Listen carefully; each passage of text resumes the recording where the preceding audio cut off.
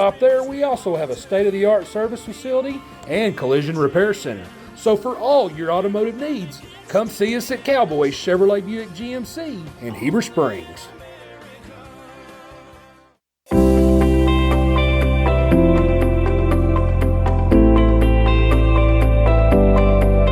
Ivy's Family Disco Pharmacy has been serving the Greers Ferry Lake area since 1976. They are located on the back side of the Court Square in downtown Heber Springs. Ivy's Family Disco Pharmacy offers private consultations, Medicare enrollment, and immunizations for pneumonia, flu, COVID, shingles, tetanus, and more. They also test and treat strep and flu. Their staff is committed to providing fast and friendly service. Stop by today to see why Ivy's Family Disco Pharmacy is Greers Ferry Lake's #1 independent pharmacy.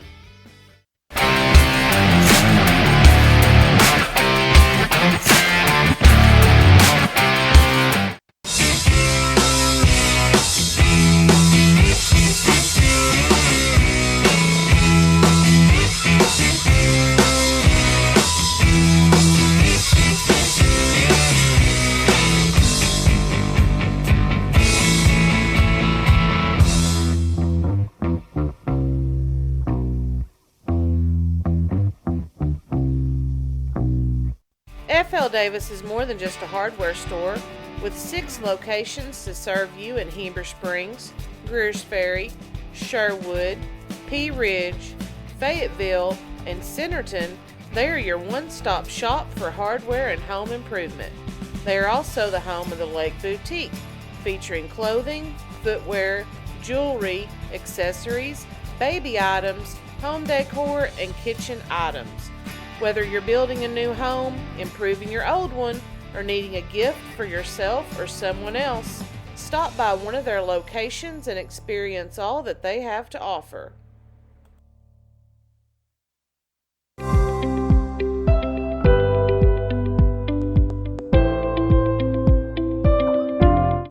Nobody has sold more Dodge, Chrysler, Jeep, Ram vehicles than the Landers family. If you're looking for a hassle-free, stress-free buying experience, then Cowboy Dodge, Chrysler, Jeep, Ram, and Clinton is your place to shop. We've got all the trucks you're looking for with brand new V8 Ram trucks starting at just $29,988. If there's a job to be done, we've got the truck for it. Ram 2500, 3500, gas or diesel, crew cab, mega cab, or cab and chassis, we've got all the trucks.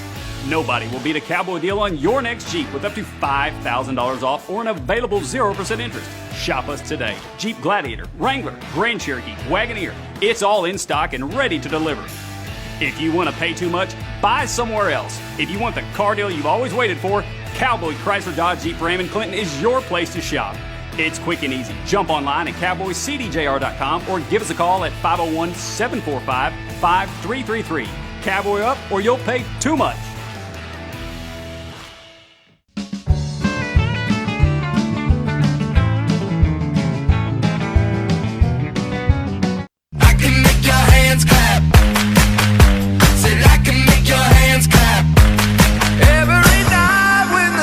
Come out, am I the only living soul around? Need to believe you could hold me down, 'cause I'm in need of something good right now.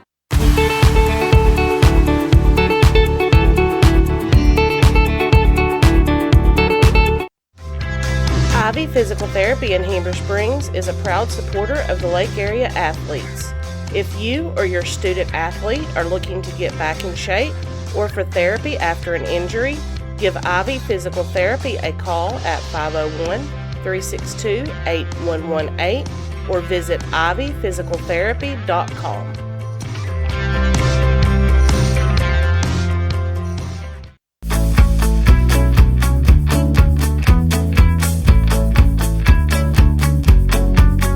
At Knapp Truss, they specialize in installation and creation of custom wood trusses for your home or business. Knapp Truss utilizes only premier lumber to ensure our products will last. When you come to Knapp Truss, you will have the peace of mind knowing you're receiving the best quality construction for the best price in the area. Knapp Truss staff members have years in the industry and know what it takes to install a quality truss from the start to finish. Call Nap Trust at 870-948-2105 today.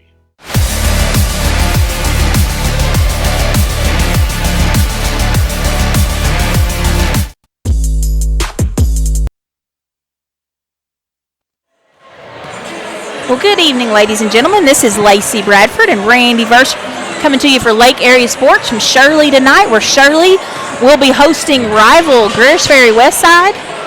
We are about a minute from tip-off of the senior girls game. Randy, what do you think? John. I'm sorry to call you Randy. We just talked about me knowing a Randy Versher, and I'm calling you Randy Versher. This is John Versher that's here with me. So, John, what do you look for to happen tonight?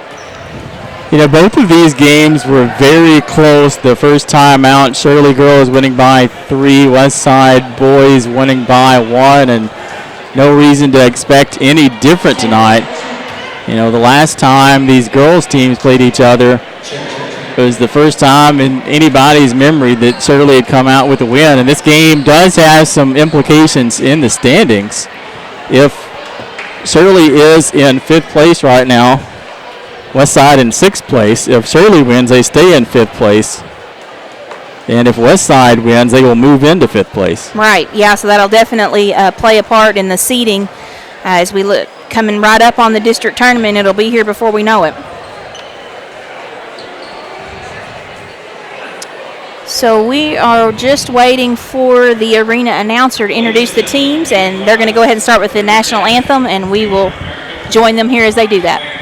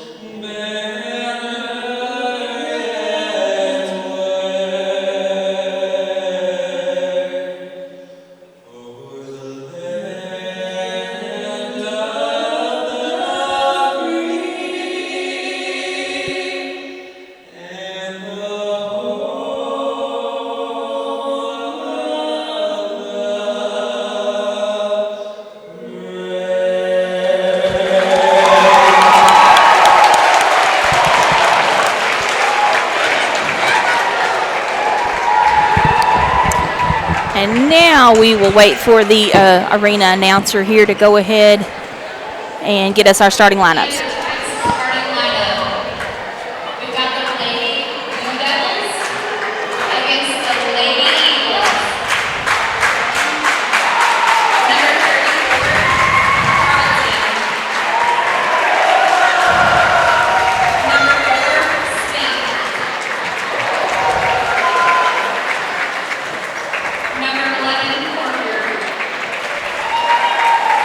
Number 22, Davis.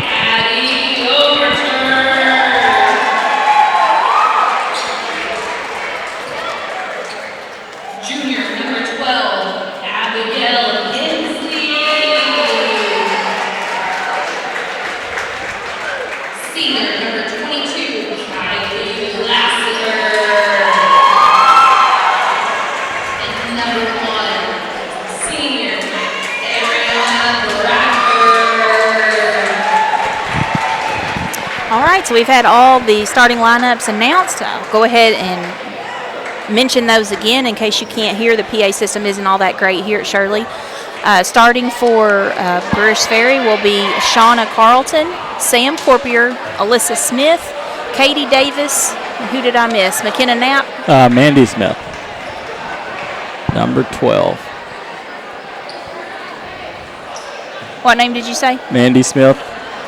Oh, I see it there. Number 12. She's at the bottom. Okay. And Gersh Ferry's coached by Irving Fairfield. They come in with a conference record of 4-6, an overall record of 9-12. Starting lineup for Shirley is Addie Overturf, Ariana Bradford, Kayla Rocha, Abigail Hensley, and Kylie Lassiter. They are coached by Jeff Manos, and they come in with a conference record of 4-5 and an overall record of 8-14.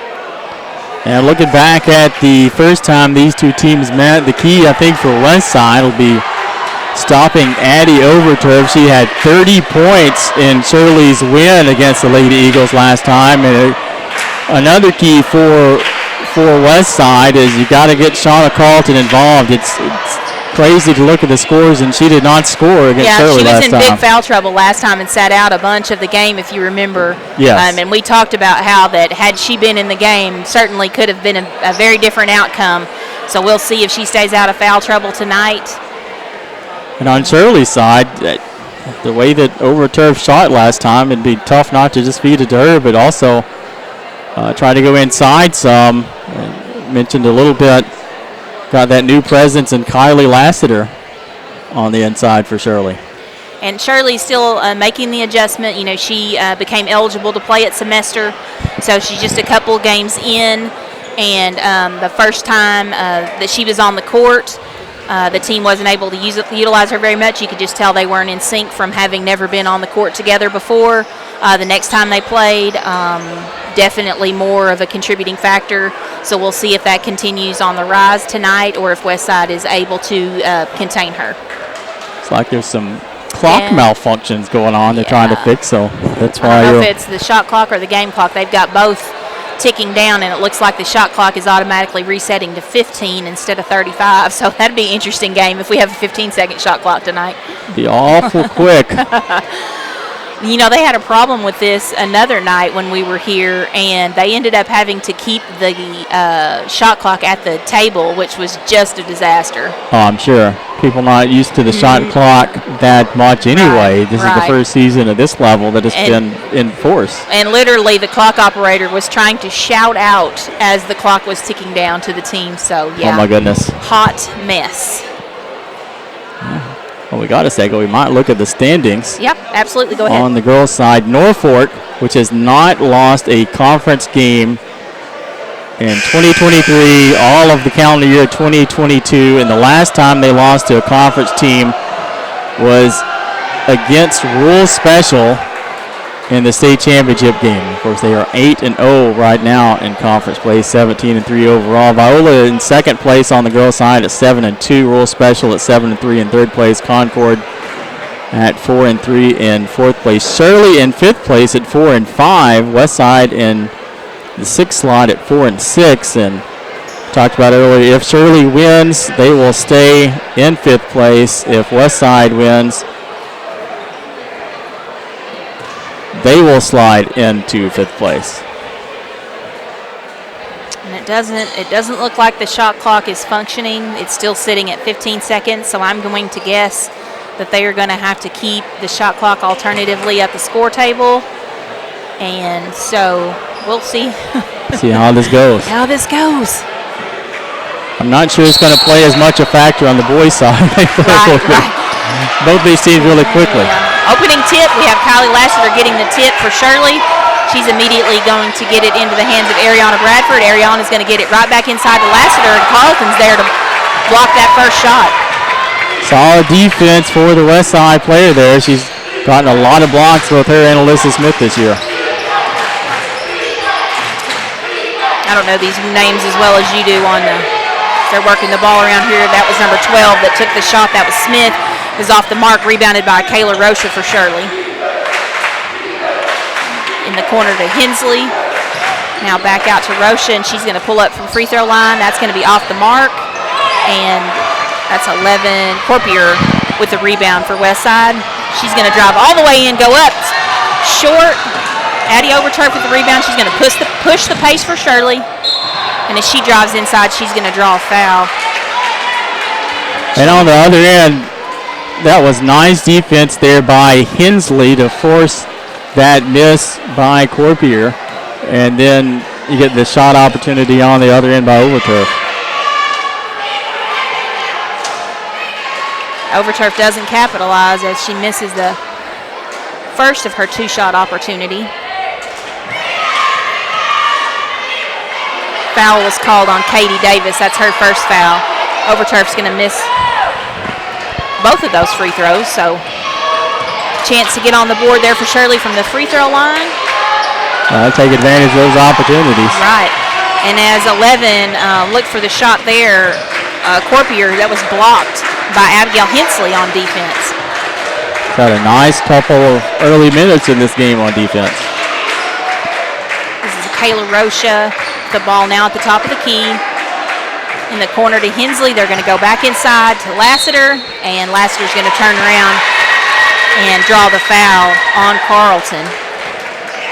And something, as we noted earlier, we'll have to watch and see how it plays out, because she was in big-time foul trouble the first time these two teams met. And Lassiter's going to put Shirley on the scoreboard as she hits the first of her two free throws.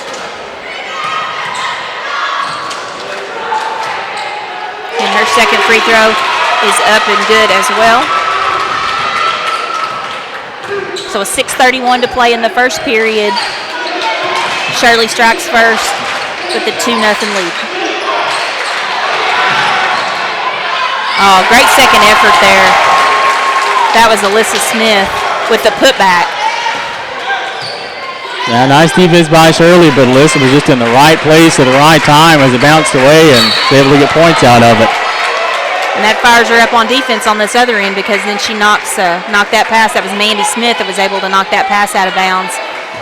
And Shirley will be knocked out of bounds, go back to Shirley, and I'm not sure how much time on the shot clock. Shirley's going to get it inside to Lassiter. She's going to kick it back out. Roche is going to look for three. That's going to bounce in and out, and there to rebound is Smith for Westside. Mandy Smith so far has been paying a lot of attention to Addie Overturf and has been on her like a glove defensively. And I know if I was coaching, that's certainly an adjustment I would have made from the last game as well. Yes. Drive inside, up, no good. She tried to scoop it in under the defender there. That was Corpier. Well defended. It was a good drive too, but it was just well defended, and the basket doesn't go. Shirley rebounds. And with 5:16 to play in the first, Abigail Hensley tries to get it inside to Lassiter, but it's knocked away. And now Lassiter is going to commit a foul out in the open court. Nice defense by Alyssa Smith to knock that pass away.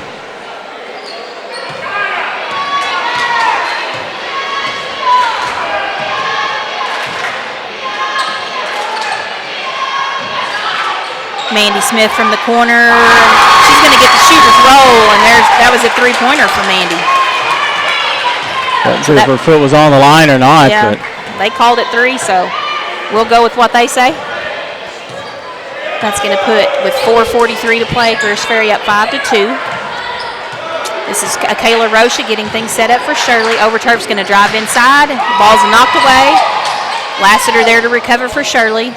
Rocha's going to drive inside, won't go. Overturf rebounds, put back, up and in. So that's Addie Overturf's first points of the game and cuts the Greers Ferry Westside lead to 1.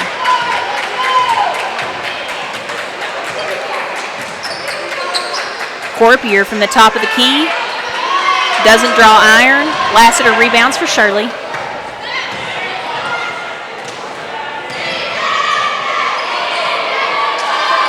Rocha goes inside to Bradford. Westside defense so far is really just packing it in. Doing a good job defensively. They knocked the ball away, but Shirley was able to recover it. Inside to Lassiter, up off the glass, won't go.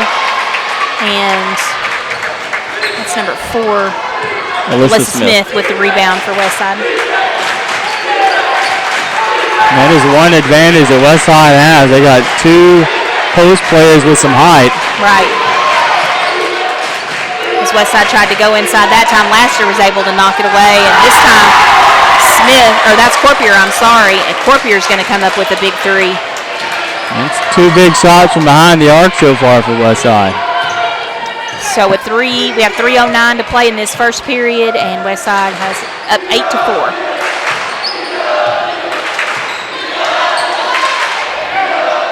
Roche is going to look for the shot from the top of the key. Off the mark. Mandy Smith runs down the long rebound. You know, it's been tough so far, but if you're Shirley, somehow you got to find a way to get Overturf more involved on offense.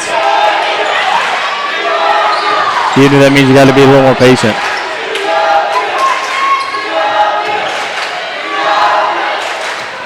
Westside again tries to go inside to Carlton, but Abigail Hensley, good defense, knocks it away. This time they get it into Carlton.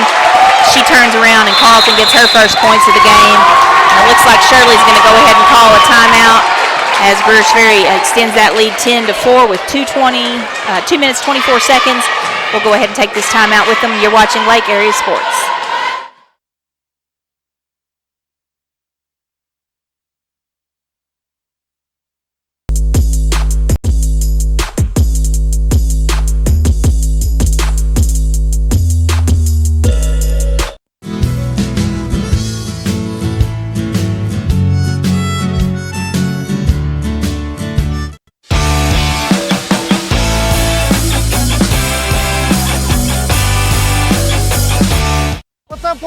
Guess who's back? It's Joey and Ryan right here at Red River Dodge Chrysler Jeep. It's time for you guys to start something new. With this all-new design, Grand Cherokee, available in 2-row or 3-row, all the luxury safety features you love, and you can get your entire family in it. Or folks like this TRX with 700 horse.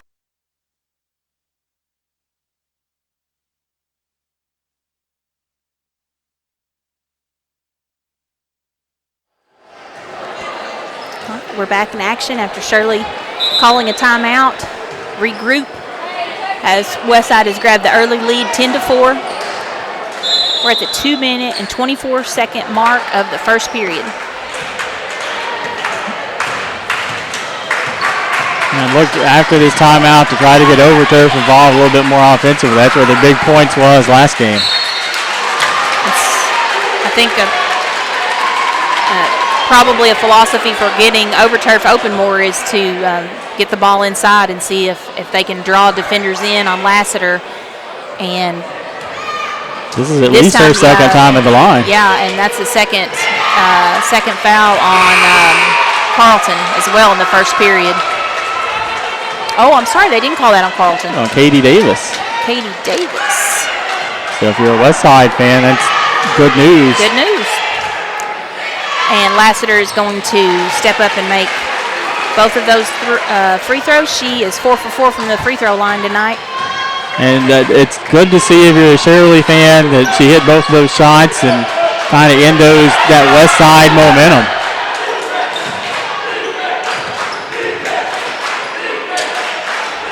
So I'll say this was like a 5-4 game, then all of a sudden it's 10-4.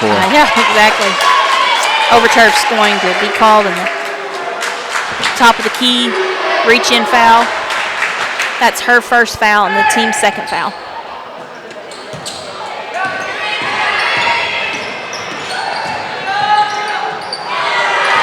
Smith drove inside. Her layup was blocked, but she comes down with her own rebound. Is that Corpier or Smith? That was Smith. Oh, good pass. Really nice job there by Shauna Carlton, or getting herself posted up, and then her teammate. Yeah, she just got right behind her, and once she had that ball in her hands, it's tough to stop. I've always said that if a post player can get posted up low, you're almost they're gonna score, or you're gonna foul them, because just not a lot you can do once they get in that position. Shirley, Ariana Bradford passed it off in the lane there to Kylie Lassiter, about 8-10 foot jump shot short. So Shirley had the chance to cut into the lead, but doesn't get it, and Westside immediately comes back and gets it inside to Carlton. This time her basket won't go. Kylie Lassiter's there to rebound for Shirley. We're under a minute now. We have 50 seconds to go in the first period. So Overturf drives inside. There's going to be a reach-in foul on the floor. Westside was just happy that was not called as a shot. Mm-hmm.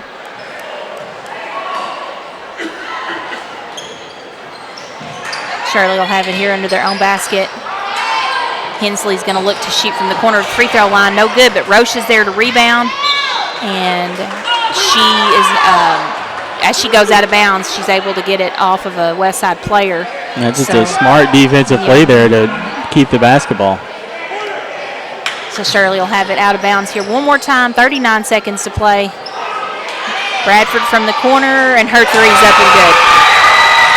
So that's Bradford's first basket on the night. If I remember correctly, she hit a couple the last time these two teams met at a key time, and that was certainly a basket much needed by Shirley as we're under 20 seconds to play in the first period. Down to 13 seconds now. 10 seconds. 5. And as Westside tries to get it in bounds, it's gonna go out of bounds, and Shirley will get the ball back. 3.8 seconds. Which, if anybody watched the Lady Razorbacks and Vanderbilt, you know what's possible in 3.8 seconds.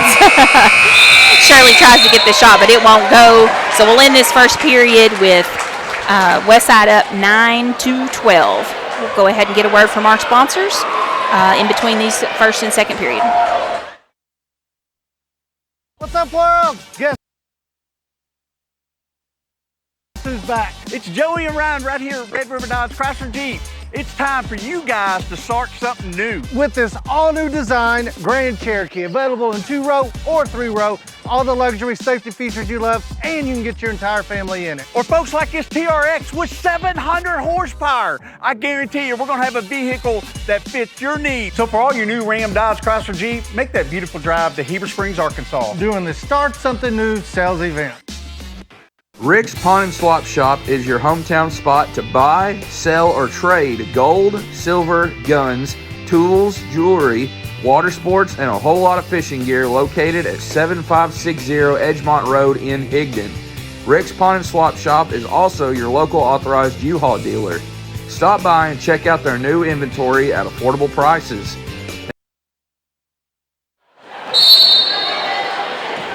All right, we're ready to get things started off the second period. Westside with the first possession and a 3-point lead. Again, they're going to go inside to Carlton. And as she turns around to shoot, she's going to be fouled by Kylie Lassiter. I believe that's going to be Kylie's second foul. And this will be the first time for Carlton to go to the free throw line. They called it on Bradford. Well, I get it wrong every time. I do the same thing when I guess, because they're not down there and they're not up here.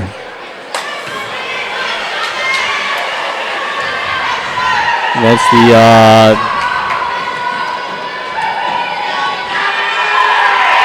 fourth foul on Shirley. Third, 3 have been called. No, I can't read the scoreboard from here. Other way around. Yeah. Fourth on Shirley, 4th team foul, 3 team foul. Or no, yeah, that's right. No, 3 team fouls on Shirley, 4 team fouls on Westside. Yes. And Carlton made 1 of 2 from the free throw line. As Shirley went inside on the other end, it's knocked out of bounds, so they'll be taking it out underneath their basket.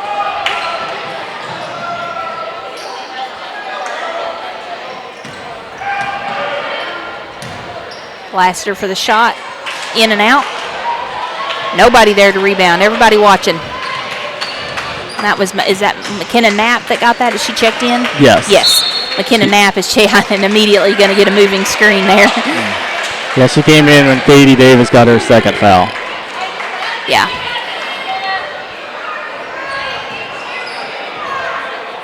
I love the spirit in which she went to go set that screen, but just a little too overzealous, and she called with a foul.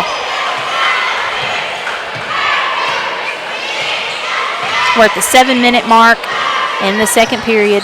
Looks like Shirley's trying to get things set up here. Rocha trying to direct traffic, get everybody where she wants them.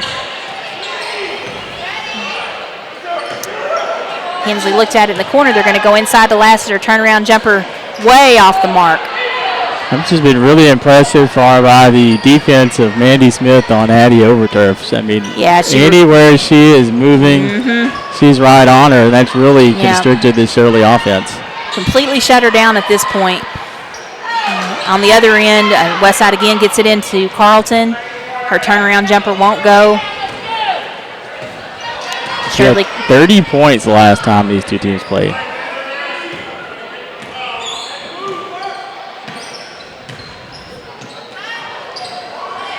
Bradford open again for three. Won't go. Lassiter rebounds. And it's going to be knocked away as she goes to the floor.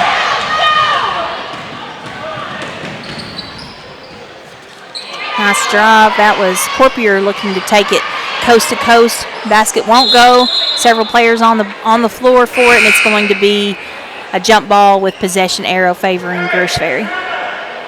Saw that Lassiter was limping just a little bit. She took a tumble there, so Hutto is going to check in. Hunter Hutto is going to check in for her.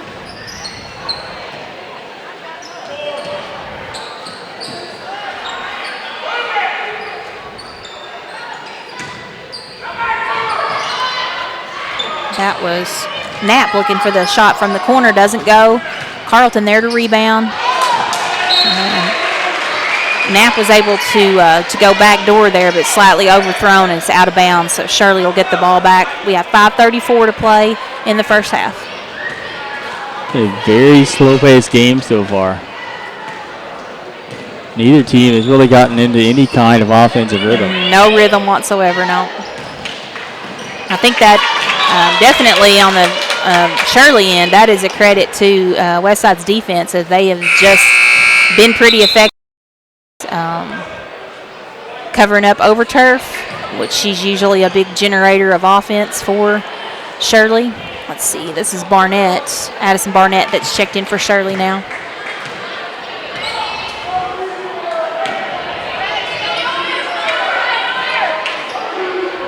Roche is going to look for three from the top of the key, and her three-pointer is short.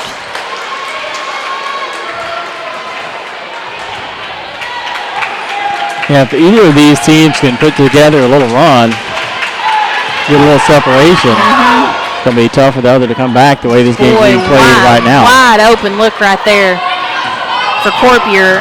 It's off the back of the iron, won't go. Roche is going to push on the other end. Layup no good. She gets her own rebound, and she'll go put it back up and in. And she's fouled as well, so she'll get to head to the free throw line to try to add 3 points. That's a big basket there and just a tough hustle play. Yeah, that's Shirley's first basket of the quarter. So certainly a spark they needed, and with that made free throw by Rocha, that cuts the Westside lead to 1. So we're 13-12 with 4:41 to play in the second period. Knapp again wide open at the top of the key. This time she passes it off.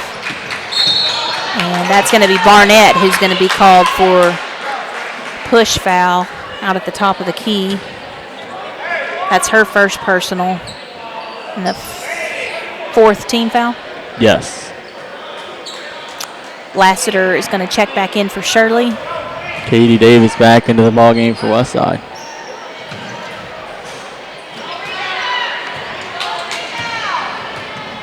That was Mandy Smith. Had an open look, but her basket's off the mark. Shirley rebounds. Bradford's going to take the shot this time from the top of the key. Bounces around, won't go. Lassiter there for the rebound. As she tries to kick it out for Rocha, it's going to go off of Rocha's foot, and that's going to roll out of bounds on Shirley. Nice hustle there by Lassiter, running that rebound down, but then as she tried to keep her balance, she bounced it off the toe of Rocha. So Westside will have it back, 4:05 to play in the half. Neither of these teams so far has shot particularly well from the field. I don't know what the percentage is, but it's not high. It's not good. Not good for either team. And Westside again there with the miss. And I certainly, if I'm their coach, I'm going to have a talk with them about continuing to shoot outside baskets when nothing's falling for you and when the inside game was working so well. And that was just a missed opportunity from Shirley on that. Absolutely, yeah, another miss. And free throw trip on the other end for West Side. Corpier drives inside. She's going to draw a foul, and I think that's something that anytime you have struggling to score, driving inside and getting to the free throw line sometimes will get things loosened up. So looks like West Side's going to try that strategy, and it's going to work. So they're able to get the first of 2 free throws. Who is that again shooting? I can't see her. 11. Corpier. I'd already forgotten. Her second free throw is going to be hard. Off the backboard, won't go. Overturf's going to drive inside. And just as I talked about Westside being more aggressive and going to the hole when shots aren't going, it looks like Shirley decided to initiate the same philosophy, and Overturf's drives inside, basket's good, and she's fouled as well, so she'll head to the free throw line for an old-fashioned three-pointer. I think they caught Westside a little bit flat-footed there. They made the pass up the court. She made one move to the hoop and right in, and that's the kind of offense that Shirley's going to need if they're going to win. They are, and she's been defended so well so far by Greers Ferry. I feel like she felt like I've got to take this opportunity immediately. Don't give the defender a chance to find me and get nose-to-nose with me like she's been playing her all night. It was a nice outlet pass. There's such an opportunity to get it inside here, and they're just not taking it. Overturf's going to be called with the reach in. I say that. Let's wait until it's signaled in, and I'm right finally. I was going to say, and that's her third foul. Yeah, that's big. So she's going to have 3 fouls already here in the first half. We have 3:12 left to play. Coach is immediately going to sub her out as Abigail Hensley's going to head back into the ball game, and both of these teams now will be in the 1-and-1 and the bonus the rest of this half.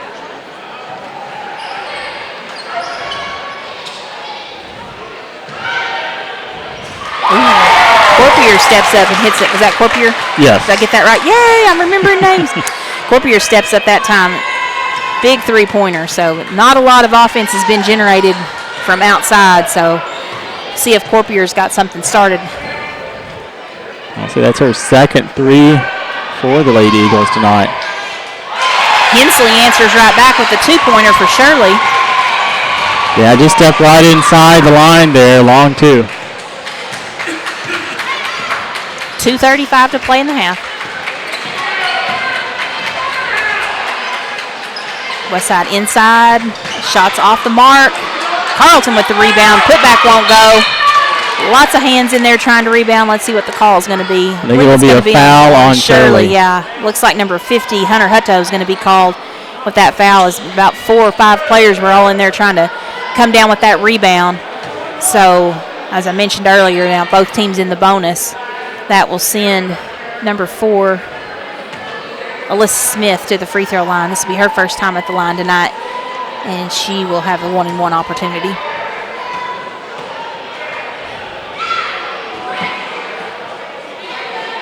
And that free throw's off the mark.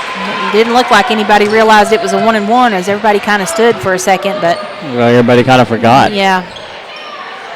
Shirley's going to go inside. Lassiter's not even looking to score. She's just turning to kick the ball out, and as she tried to kick it out that time. Oh, wow, it was touched. I didn't think it was. I didn't think it was either. I thought it was tipped out. I thought it was all Shirley, but it looks like they're going to say that ball was tipped on the pass from Lassiter, so that's going to stay Shirley's ball.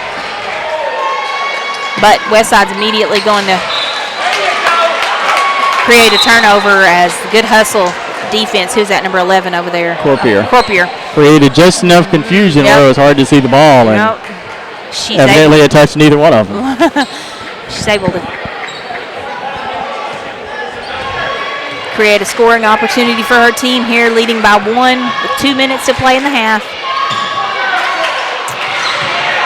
Hensley did a good job there on defense. Otherwise, I feel like that would have been a great scoring opportunity for Carlton. She had the good position. The pass was knocked away.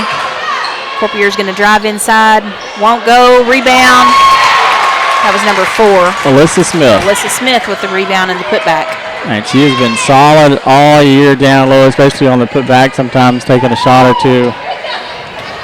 once it's in their hands down there. That's a strength for the Lady Eagles, the inside presence of both Carlton and Smith. This time, again, Shirley's going to have no problem getting it into Lassiter, and she won't even turn around and look at the basket. She's just immediately looking to dump the ball off. This time, Kayla Rocha broke to the basket, and Lassiter hit her with the pass, and she's fouled. 1:25 to play in the half. This is Kayla Rocha at the line for the 1-and-1, or no, 2 shots. She was headed to the basket. Her first free throw is up and good.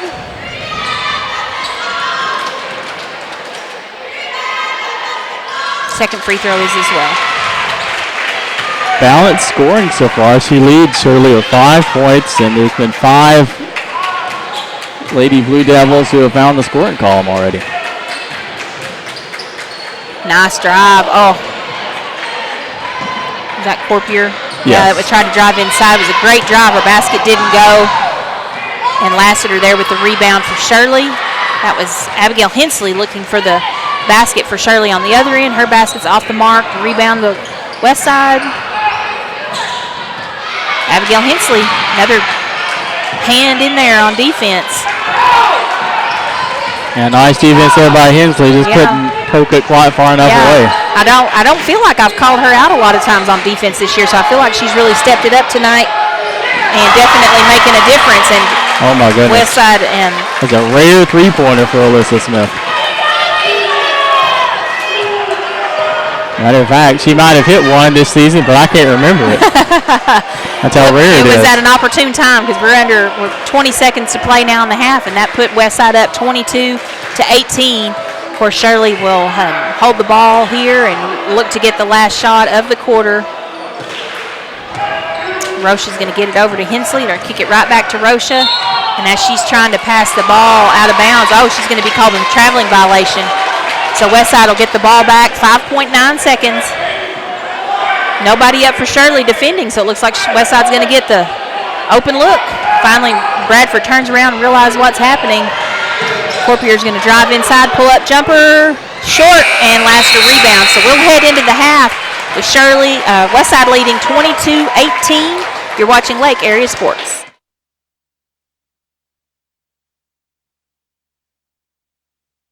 Rick's Pawn and Swap Shop is your hometown spot to buy, sell, or trade gold, silver, guns, tools, jewelry, water sports, and a whole lot of fishing gear located at 7560 Edgemont Road in Higdon. Rick's Pawn and Swap Shop is also your local authorized U-Haul dealer. Stop by and check out their new inventory at affordable prices. If you're looking for something special, check them out on Facebook or see Nathaniel for any firearms questions, or call them at 501-270-5969.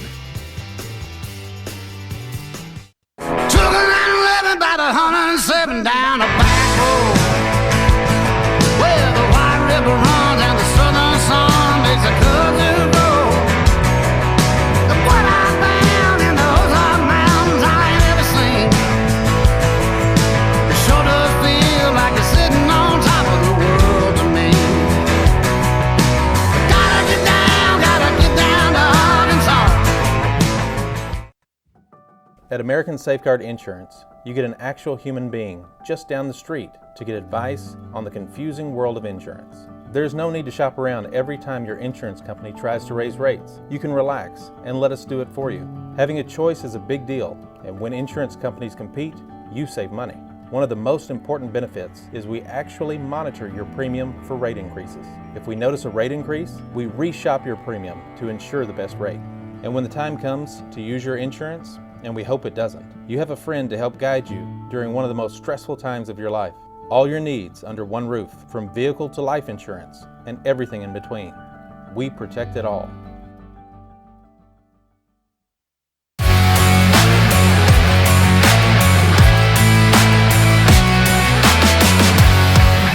Hey folks, Sean Gorham here for Cowboys Chevrolet Buick GMC in Heber Springs, the Lake Area's fastest growing GM dealership, where we make your car buying experience easy and enjoyable. Simply shop cowboyscbg.com, where you can pick out your vehicle, get an appraisal, pre-approval, and even purchase from your living room. Every new vehicle purchased comes with a complimentary 7-year, 100,000-mile powertrain warranty, and we deliver anywhere in the state. The service don't stop there. We also have a state-of-the-art service facility and collision repair center. So for all your automotive needs, come see us at Cowboy Chevrolet Buick GMC in Heber Springs.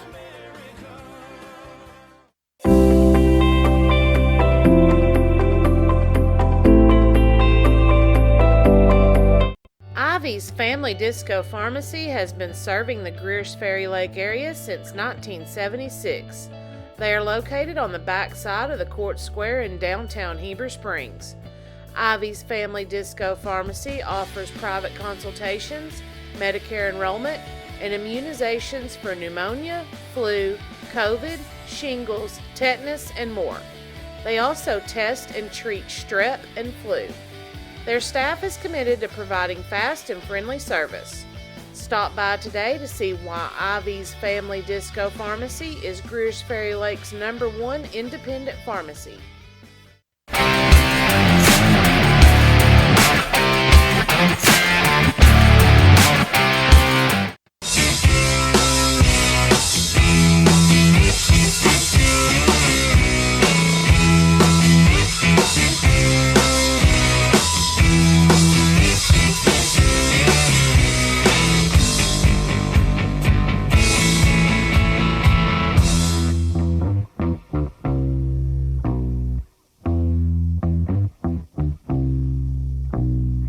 F.L. Davis is more than just a hardware store, with 6 locations to serve you in Heber Springs, Greers Ferry, Sherwood, Pea Ridge, Fayetteville, and Centerton.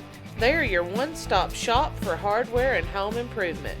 They are also the home of the Lake Boutique, featuring clothing, footwear, jewelry, accessories, baby items, home decor, and kitchen items. Whether you're building a new home, improving your old one, or needing a gift for yourself or someone else, stop by one of their locations and experience all that they have to offer.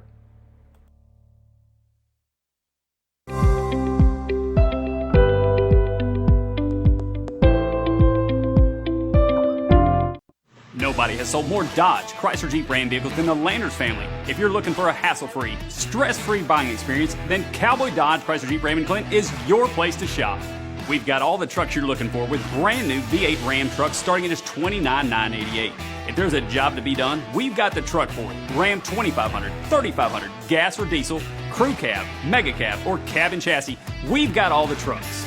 Nobody will beat a Cowboy deal on your next Jeep with up to $5,000 off or an available 0% interest. Shop us today. Jeep Gladiator, Wrangler, Grand Cherokee, Wagoneer. It's all in stock and ready to deliver. If you want to pay too much, buy somewhere else. If you want the car deal you've always waited for, Cowboy Chrysler Dodge Jeep Ram in Clinton is your place to shop.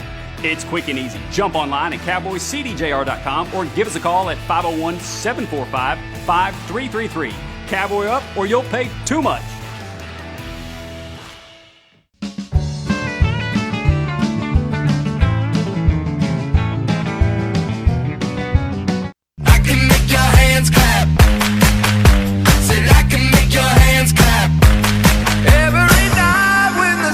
Come out, am I the only living soul around? Need to believe you could hold me down, 'cause I'm in need of something good right now.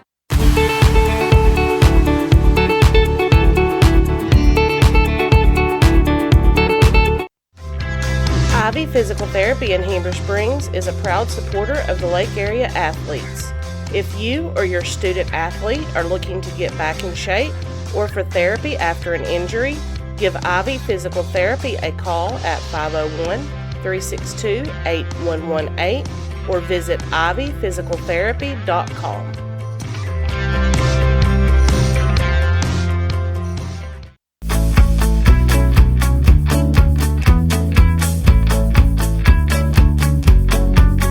At Knapp Truss, they specialize in installation and creation of custom wood trusses for your home or business. Knapp Truss utilizes only premier lumber to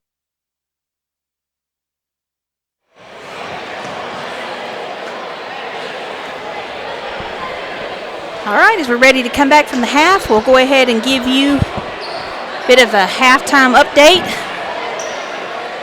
Let's check things out here. Looks like leading scorers for Shirley, Michaela Rocha with 5, Addie Overturf with 4, Kylie Lassiter with 4, Ariana Bradford with 3, and Abigail Hensley with 2.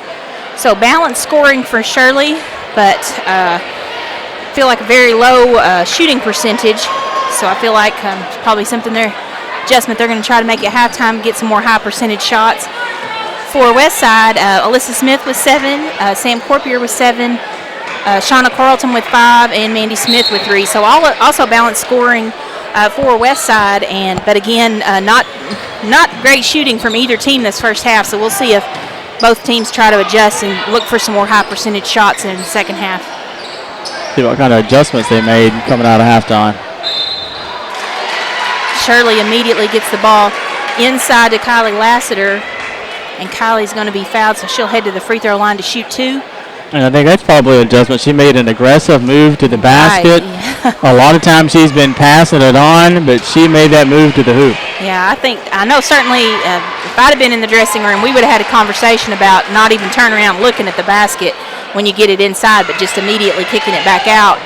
And effective as she's fouled, and she goes to the free throw line and connects on 1 of 2. That's her first miss. She was 4-4 going into that one.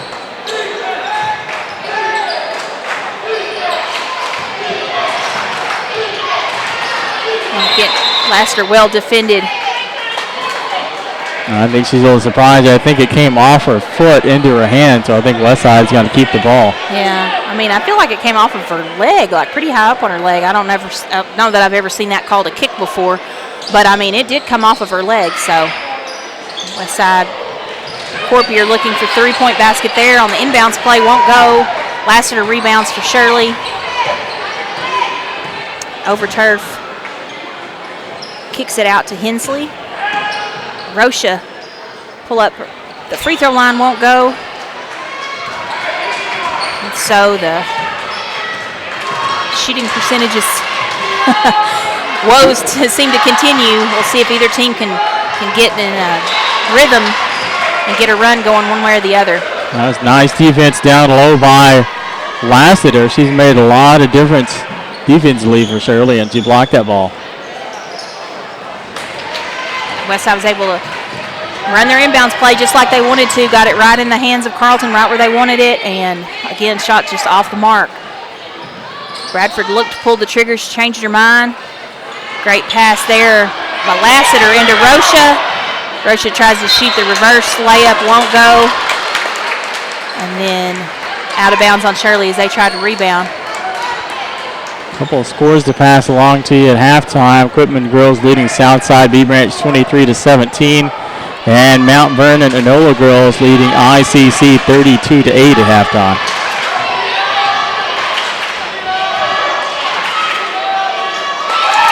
Carlton turnaround basket, her first basket of the half. It's just hard to stop when she gets it at that point.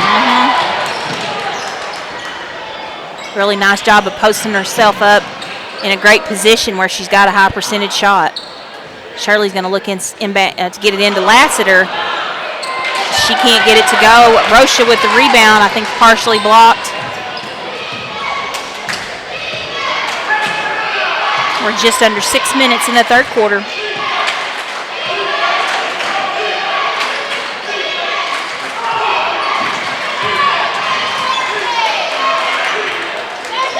Another shot on the block that is another miss.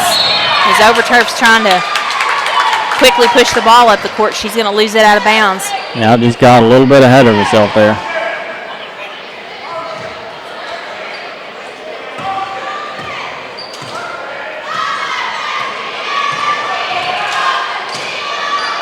Really expected to be a night when the crowds would really get into it, but just neither one of the teams have gotten enough offense generated to really even let the fans get involved. We got a big full house here at Shirley tonight, but so far it's been a non-factor on either side. There have not been many runs of more than a couple of baskets in a row for either team.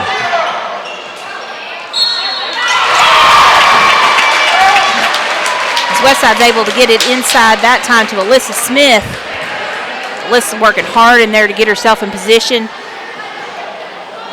And as she got the ball inbound, she's able to turn around, put it up and in, and she draws the foul. So she'll head to the free throw line for 3. And she makes the free throw as well. So that's certainly big, as neither team has really generated much offense this quarter. Getting 3 points at a time is a bit of excitement in a game that hasn't had much. No, that was her second three-pointer, the first one from behind the arc, and that one the old-fashioned kind.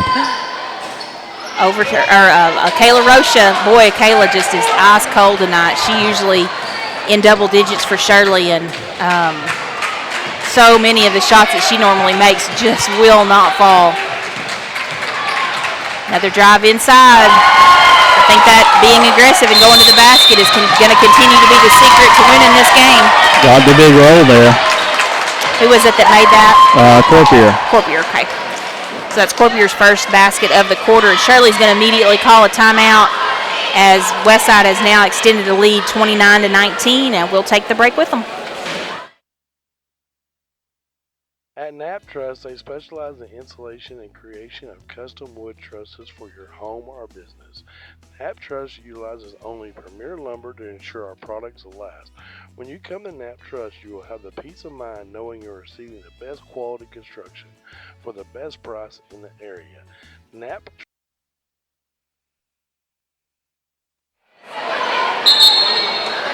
That was just a 30-second timeout, so talked too much at the front of the end of it. I didn't give our sponsors much of a shout there, but I got at least a couple played. Quick commercial break. Real quick commercial break. All right. So Shirley trails by 10 now with 4:20 to play in the third quarter. Let's see what adjustments made. Over turf, driving inside, basket's off the mark.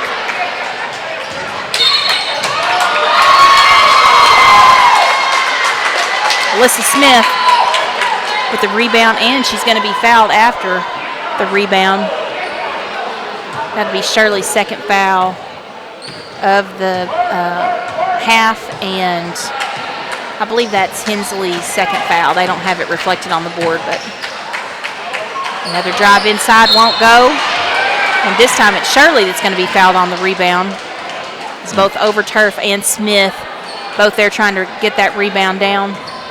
And that is going to be Smith's first foul and the second team foul for Westside. So both teams pretty even in the foul category this half. You know, in the first half, when Coach Jeff Manning and Shirley called that timeout, the Lady Blue Devils were able to get back in it there. We'll see if they're able to here. That lid's just on the basket. Yeah. Overturf there got a shot block, one shot blocked earlier in the game, and she absolutely ever since then has turned around and shot fallaways, and none of them are going for her. But good job on defense there, as those long arms knocks the ball away, not able to get it into Carlton, the intended target. It was real nice defense for Shirley. Not one, but two players knocked it away.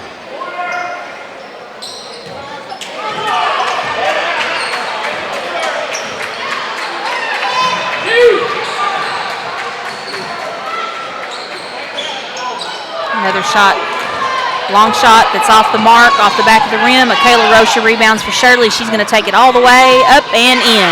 A nice aggressive play on that basket, and definitely what Shirley needed.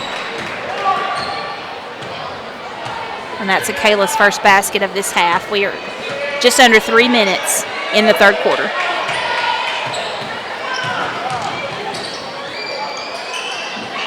Carlton from the free throw line, off the mark. Lassiter rebounds. Like she's just been a rebounding machine tonight. She's gotten a lot of rebound for Shirley. There's been plenty to rebound because we've had so many misses. That's true. Rocha finally heats up as she's able to hit from just past the free throw line. That's 2 baskets in a row for Rocha. And I think that's the first time Shirley has scored back-to-back possessions this whole game. Back inside, Westside off the mark. Bradford rebounds for Shirley.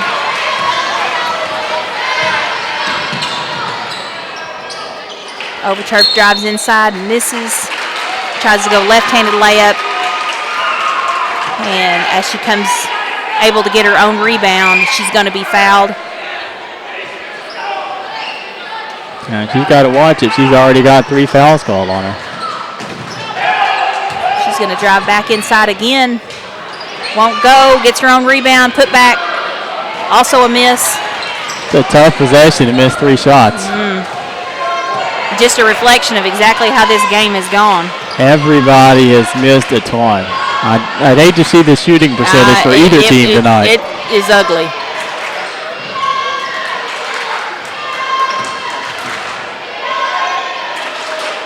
I think whichever team will continue to be aggressive and go to the basket, I think we'll come up with the win tonight, but just neither team is doing that. Yes, that's got to hurry. Shot clock down to 3 seconds now.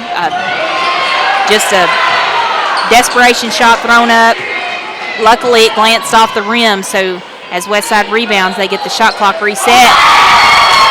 And that's one of the first outside shots made this game. Who was that made it? That was Mandy Smith. That's her second three-pointer. She had that one early on in this ball game. And that's her first basket of the half. Now we're just under a minute to play. Lassiter battling for the rebound and the putback for Shirley. And that's just a hustle play, and Lassiter just wanted it more.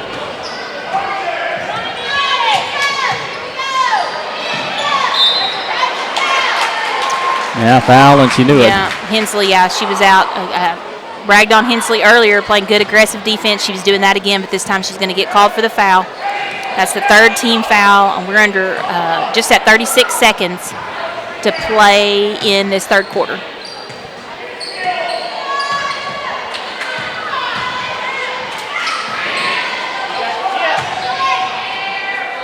Smith looked to cash in on another 3. Doesn't draw iron, and Overturf's going to have the breakaway layup, and she's going to be fouled as she drives down, trying to get that quick basket for Shirley. Yeah, it's one-on-one on that end, and she just not even going to give her the shot there. We're going to say foul that foul was on the floor. So 11 seconds now, 10 seconds. Lassiter drives inside, up, won't go. Got to hit that one. You get Shauna Carlton pulled out just enough. You got to hit those shots. Time's going to expire there before Westside can get the shot off. So we're going to end the third period with Westside leading 32-25. You're watching Lake Area Sports. At Knapp Truss, they specialize in installation and creation of custom wood trusses for your home or business. Knapp Truss utilizes only premier lumber to ensure our products will last. When you come to Knapp Truss, you will have the peace of mind knowing you're receiving the best quality construction for the best price in the area. Knapp Truss staff members have years in the industry and know what it takes to install a quality truss from the start to finish. Call Knapp Truss at 870-948-2105 today.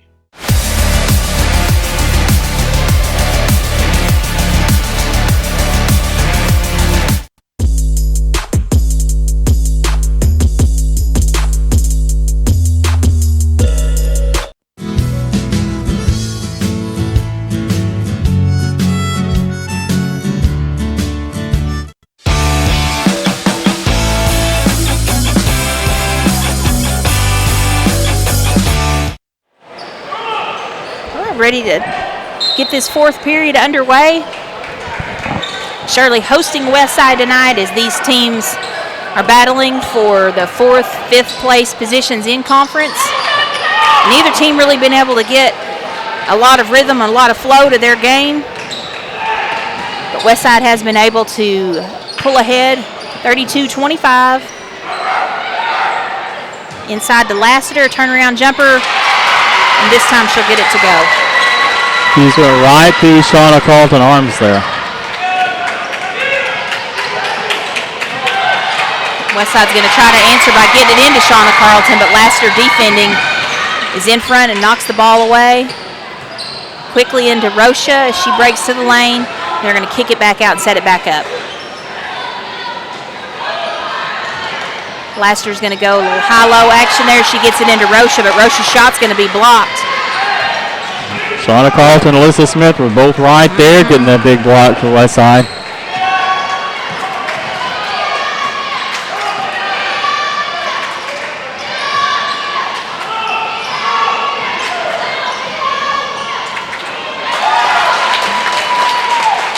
Westside got it inside that time. And Alyssa Smith just right over two defenders. That was a nice shot. Sure was, and that's her 12th point on the night. So she's certainly been gritty and has gotten the baskets wherever she can pick them up, and that was just a perfect example of just tough that out. Like you said earlier, she just wanted it more. And Shirley has done a nice job of limiting feeds on the inside, making it real hard both on Alyssa Smith and Shauna Carlton. Carlton there visibly upset as her passes into her continue to get knocked away. Lassiter's just got big long arms, big reach. She's made a big difference on the inside tonight.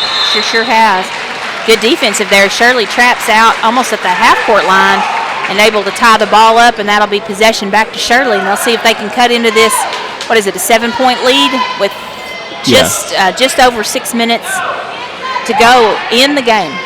Yeah, you tell Lassiter to have a little problem with that ankle that she had an issue with earlier, and she's just gritting it out right now. Shirley's going to go back inside to her.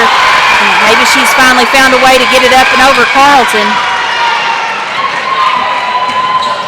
And that puts her in double digits now with 11 points on the game, I believe. Is that what you've got for her, too? That's what I've got, yep. She's just had a solid game all the way around for Shirley. Tons of rebounds. I know she's got more rebounds than she's got points, I believe. I think just about everybody on the floor. At least a double-double, yeah, exactly. That's true for everybody on the court. So if you're Westside, with 5.5 minutes left, how do you seal the deal? And if you're Shirley, it's how do you come back? I think if you're Westside, keep going inside. I think so too. And the same with Shirley. You're going to have to continue to go inside and feed Lassiter. She has been the hot hand, both her and then Rocha earlier this quarter, or was it last quarter? But anyway, this half. Last quarter. Looks like Westside's going to take a timeout here. And we will go ahead and get a word from our sponsors while they do that.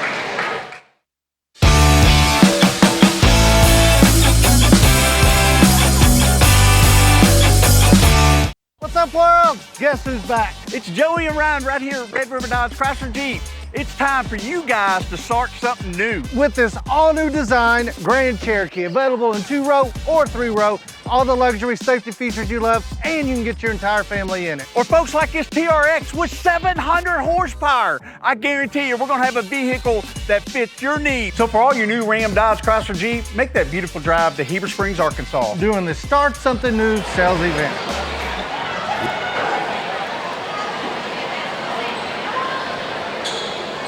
All right, we have 5:32 to go in the fourth period. Westside hanging on to a 5-point lead. I believe Shirley has trailed the entire game. We just talked about going inside. Yeah. There's Mandy Smith with her third three-pointer. Right. What do we know? What? Nothing. No, nothing. That was a nice inbound play to her. She was wide open. It was. That was exactly what it was designed to do, and it worked. Rocha's going to try to answer on the other end. Her basket won't go, but Lassiter's there with the rebound, and she's going to get fouled on the putback. I think that'll be on Shauna Carlton. Her third, the team fifth. Did you say that was Alyssa Smith with that last basket for? Mandy Smith. Mandy Smith. Sorry, I got my Smith girls backwards.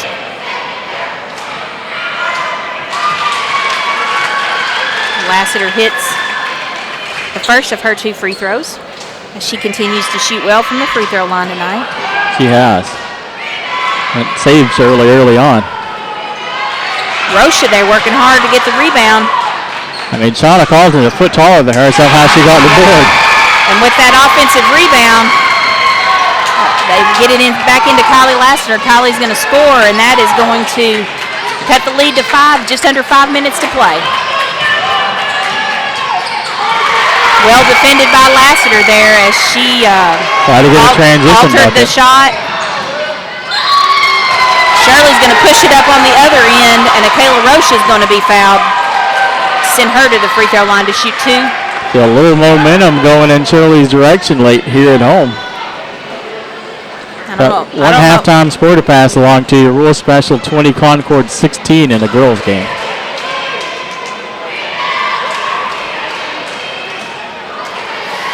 Kayla Rocha's free throw off the rim.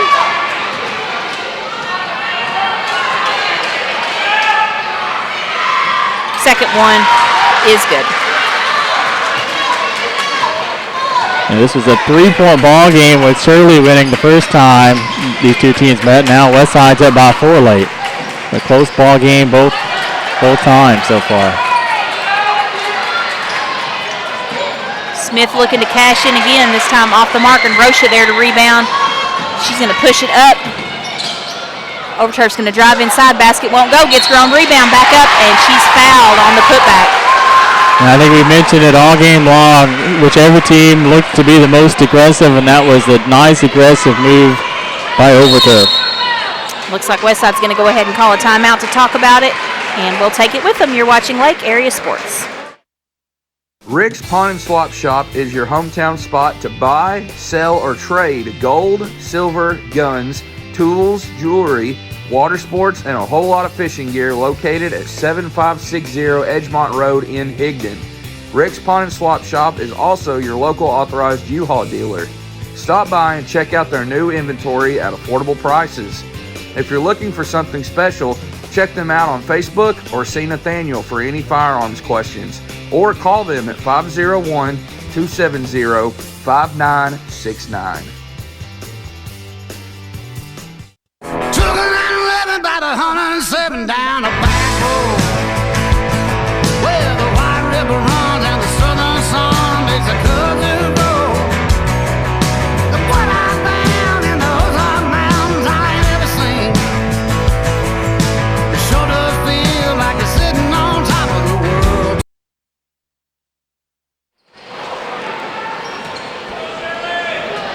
We'll be back in action for that timeout by Westside. Kayla Rocha is at the free throw, or not, sorry. Addie Overturf at the free throw line to shoot 2.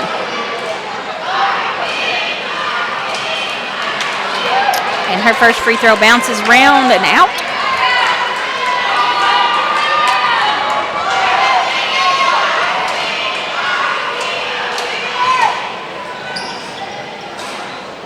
Second free throw bounces around just like the first one, but this time it falls in.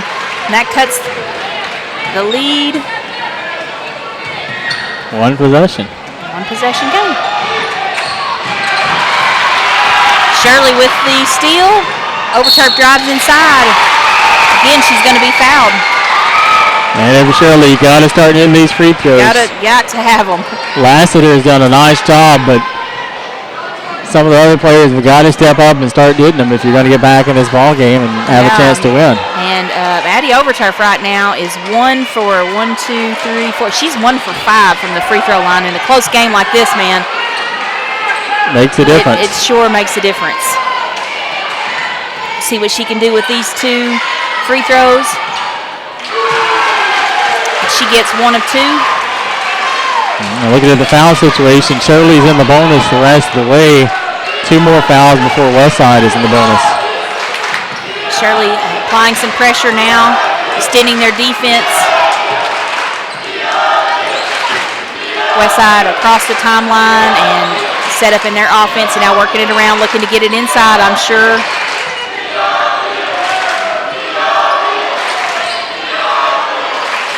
They do get it inside. They're going to foul on the floor. Right.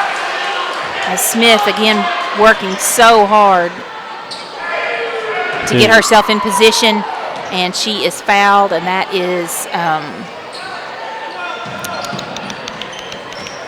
Kylie Lassiter's second personal foul, and the team 6th, so both teams in the bonus the rest of this half. And now another foul is going to be called on Shirley, this time on Akayla Rocha, and that's going to be Rocha's 4th foul. That kind of snuck up on me. I didn't realize she had gotten accumulated 4. This will be Smith at the free throw line.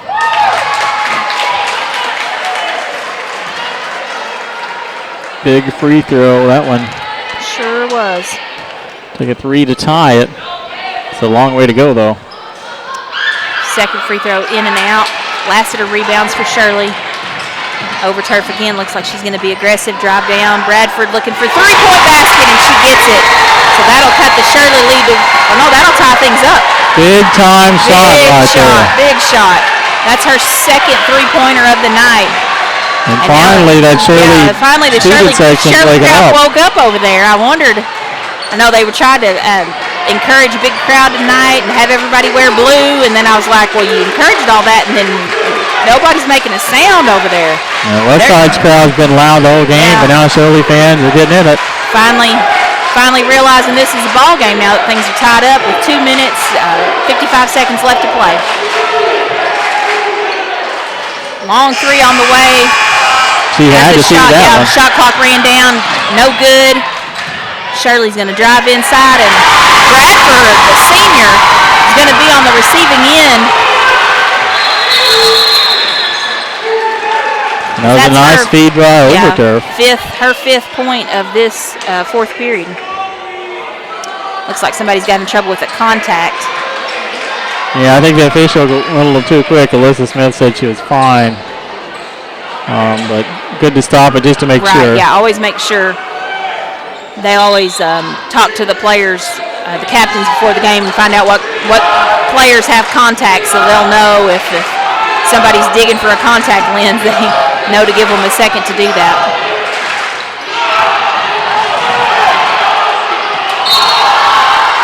Wow. Took too many steps. Yeah. I felt like that could have equally been called a foul or a walk, but there might have been a missed walk just immediately before that, and so. Yeah, I wasn't sure which way they were going to call it either. Yeah, I didn't know. So 2:22 to play. But talk about the momentum. Shirley up by 2. Big momentum for the Lady Blue Devils. They can add to their lead right here. And they were down by 10 points when Jeff Mann and their coach took that timeout in the second half, and they've made the most of it.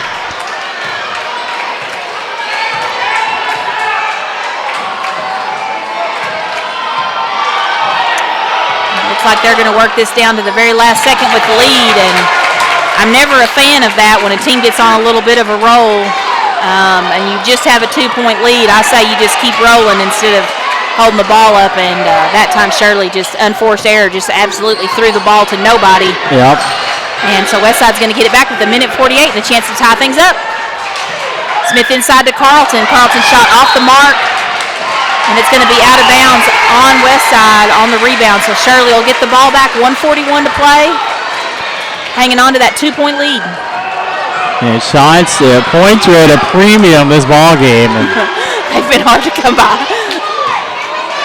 Goodness, this has been a defensive effort. And it looks like Manos is going to take a time here to talk things over with his girls. We'll take it with them. You're watching Lake Area Sports. Took a 911 by the 107 down a back road, where the White River runs and the southern sun makes a cousin grow. Look what I found in the Ozark Mountains I ain't ever seen. It sure does feel like it's sitting on top of the world to me. Gotta get down to Arkansas. At American Safeguard Insurance, you get an actual human being just down the street to get advice on the confusing world of insurance. There's no need to shop around every time your insurance company tries to raise rates. You can relax and let us do it for you. Having a choice is a big deal, and when insurance companies compete, you save money. One of the most important benefits is we actually monitor your premium for rate increases. If we notice a rate increase, we reshop your premium to ensure.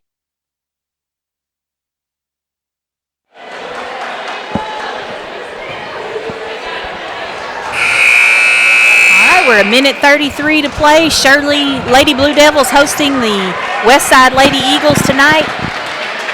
Shirley has trailed this whole game until just the last couple of minutes here, the fourth quarter, when they finally pulled ahead with the 2-point lead. This battle for 5th place has been a fierce one.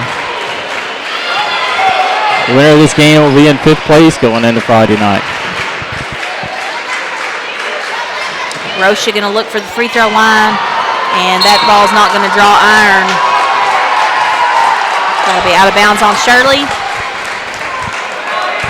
Had a little success with that press, and they're showing it again.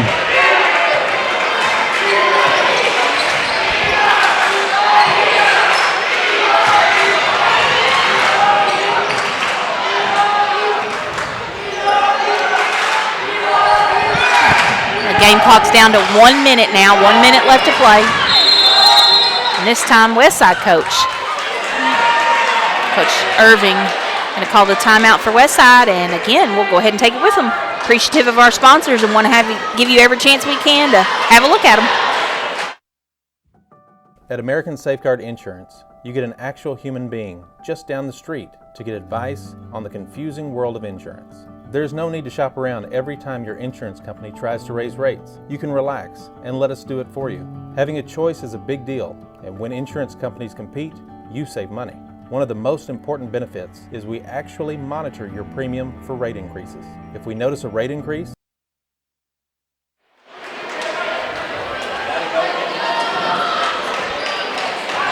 .57 seconds left to go in what has turned into a ball game. Shirley, trailed by as many as 10, have come back and taken the lead by 2. And we will see what happens here in this last minute. Westside looking for the basket. Air ball, but again, Smith there hustling to save that ball out of bounds. And so Westside's going to get another look at it here. They're going to go inside to Carlton. Turnaround jumper won't go. Lassiter there to rebound for Shirley. And now just 38 seconds left, so Shirley can pretty much run this clock out unless they are fouled. I would get it in the hands of Lassiter. I would too. She shot very well from the free throw line tonight. Exactly. Everything runs through her. I know she's a big post player, but she is hit from the free throw line, and Westside's got to do something in a hurry. And now they got to, I was going to say, they was about to foul her. Yeah, I thought they were too. And Overturf has not shot well from the free throw line tonight, and they had somebody's got to shoot soon. Yeah. Oh. Bradford. Oh my goodness, what a mistake. What a mistake. She thought that the shot clock violation, but that horn was after the shot was up, and so she's going to be called with a traveling violation. This is going to give Shirley the ball back. 1.7 seconds to play. Get the ball in. That's all you got to do. All you got to do is just get it in bounds. They do, and Westside is not going to foul. Oh my Shirley goodness. is going to come away with the 40-38 victory. Wow. Wow, what an ending to an otherwise very, very stale game. Things got crazy there at the last 3 minutes, and just a wild finish. And you know that Katie Davis has just got a absolutely sick, yeah. I mean, it's not her fault. I mean, 2-point ball game. Right. Any play during the ball game could do it, but just when you're a senior and that happens to you on the near last play of the ball game, it's just tough. Yeah.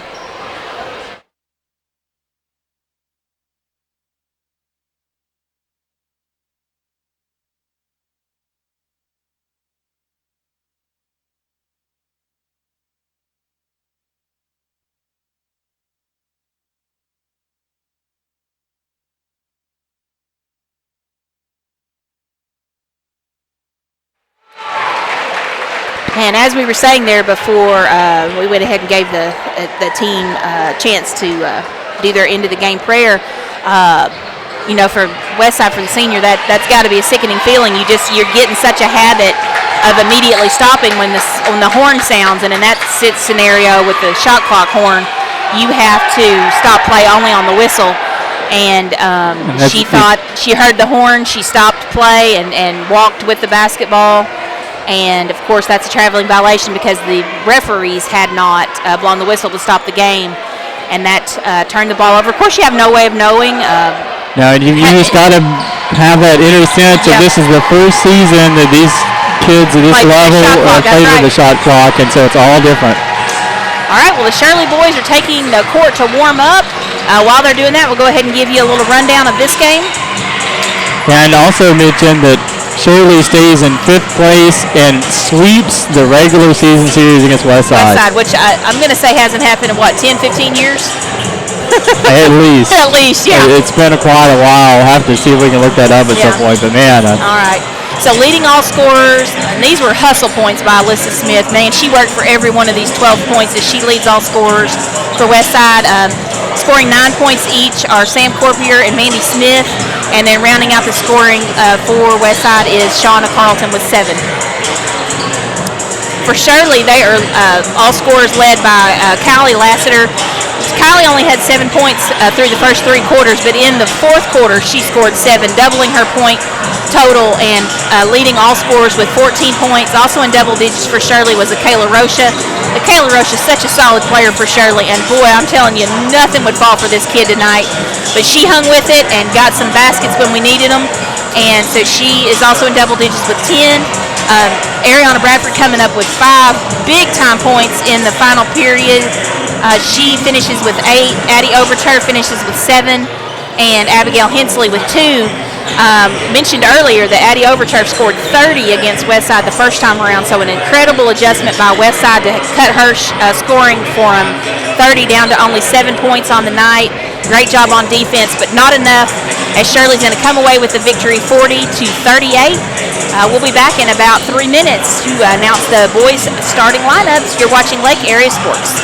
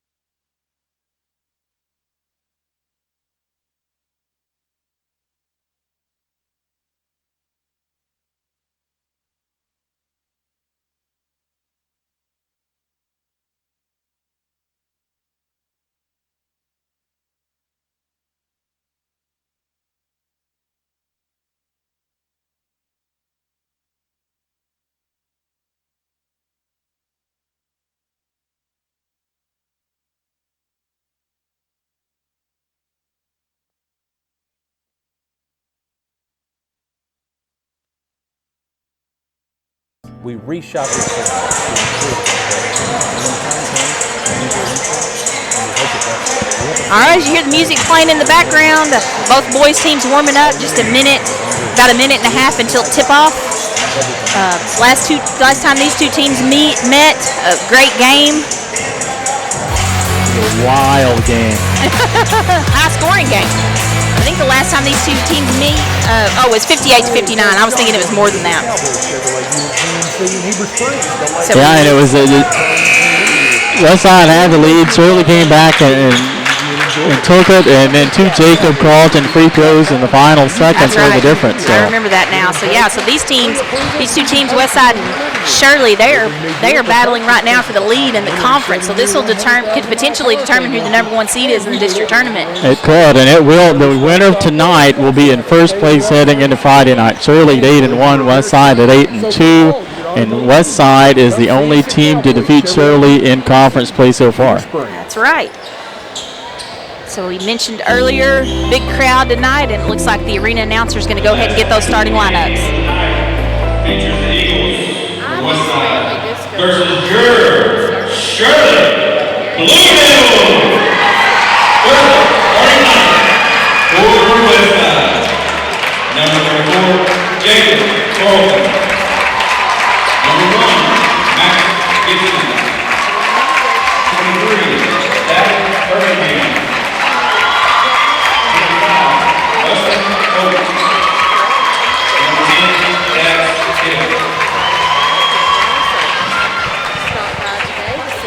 to have your help with names. I don't know what I've got here, but.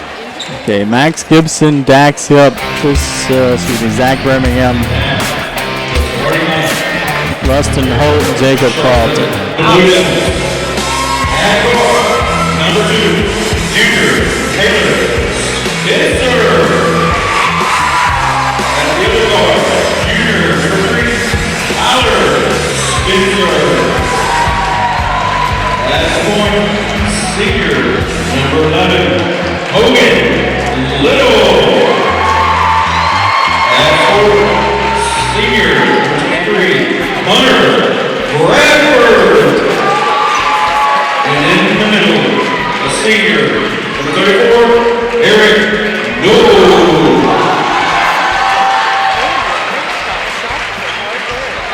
All right, so there are the starting lineups by the arena announcer, who happens to be the superintendent here. He joined me one night here in the broadcast booth and just had a great time, and he thoroughly enjoyed it, and I have challenged him to come back at any time that he would like to. He did such a good job. Good deal. It's always nice to see. I still, if you'll go ahead and call out the West Side roster, I did not get these marked as they were called out. Max Gibson, Dax Hip, Zach Birmingham, Rustin Holt, and Jacob Carlton. Okay. And for Shirley, we've got Taylor Spencer, Tyler Spencer, Hogan Little, Hunter Bradford, and Eric Newell. First place in the conference on the line tonight.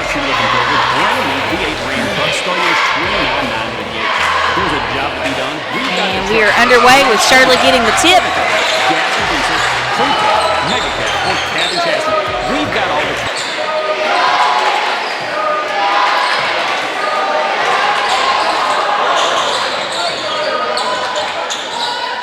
Immediately, Shirley's going to go inside to Eric Newell, but his shot's off the mark.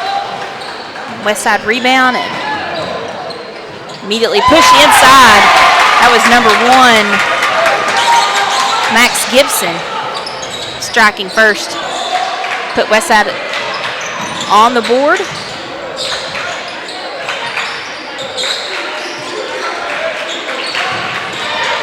Taylor Spencer's going to drive inside, and they're going to say he stepped out of bounds on that drive, so that's going to be a turnover by Shirley. West Side will. Looks like Shirley's going to go with some full court press to start the game.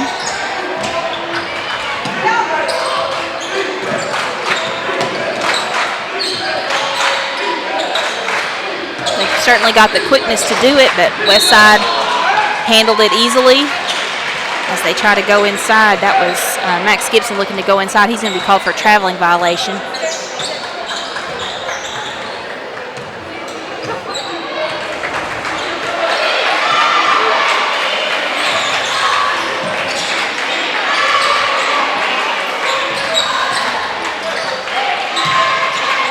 Hogan Little inside for Shirley. That's going to be blocked. Nice block, 23, Zach Birmingham.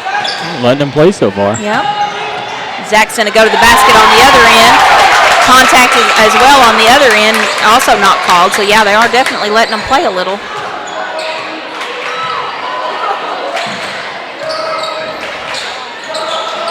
Tyler Spencer looking for 3, in and out. And that's going to be off the hands of Eric Newell as he tried to rebound it there for Shirley, but it's going to go out of bounds. 6:23 to play in the first. West Side up 4-0.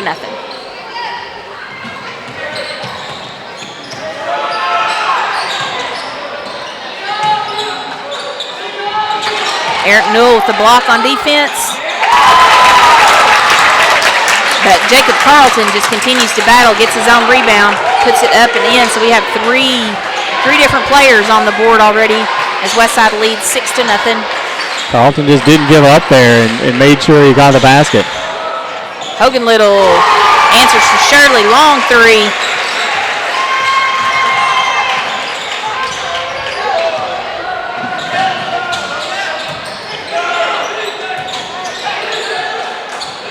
Carlton immediately on the other end.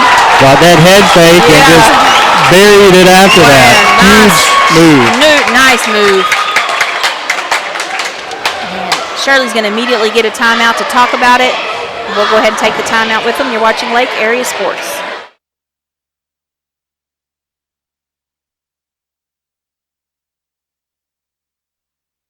trucks. Nobody will beat a Cowboy deal on your next Jeep with up to $5,000 off or an available 0% interest. Shop us today. Jeep Gladiator, Wrangler, Grand Cherokee, Wagoneer. It's all in stock and ready to deliver.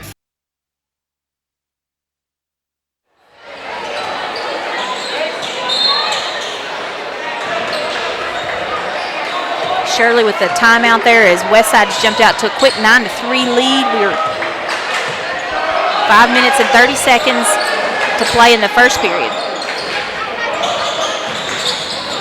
Hogan Little's going to drive inside, get it into Eric Newell. Eric Newell's going to miss. Again, they're continuing to let up both teams play a little contact inside, but I'd way rather see it that way than see a lot of little touch and fouls. So absolutely, there hasn't been a foul call so far. Carlton still feeling hot. Look to go to the basket again, no good. Hunter Bradford rebounds for Shirley. Quick pass up the court to Eric Newell. Eric's misses off the mark. Got away with the walk too. Just couldn't quite get that angle that he needed.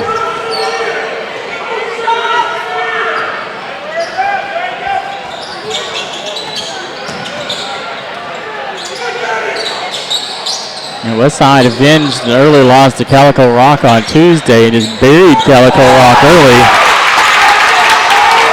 It's another three-point basket for Westside. Who was that one? That was Max Gibson. Max Gibson. Westside would like to do the same here tonight. On the road, a much tougher task. Hogan Little going to do everything he can to stand in their way as he has all 6 points for Shirley on 2 big three-pointers from pretty far back. Shooting from the Edgemont Bridge.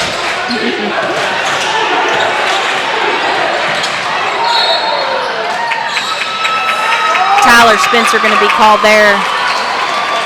The blocking foul as, who was that was driving? Dax Hip was driving inside? Nope. Max Gibson. Max Gibson. Max is going to head to the free throw line to shoot 2. That'll be Tyler's first foul, the first team foul for Shirley. As now we have finally seen the level of contact that it's going to take to get a foul call. Only half a head off. Yeah, only decapitated. Halfway. Max, first free throw. Nothing but net. Second free throw off the back of the iron. Hogan Little there to rebound for Shirley. Hogan feeling the hot hand again. Oh my gosh. This time off the mark. Tyler Spencer rebounds for Shirley. Won't go. Everybody crashing the boards. And Zach Birmingham, the rebound.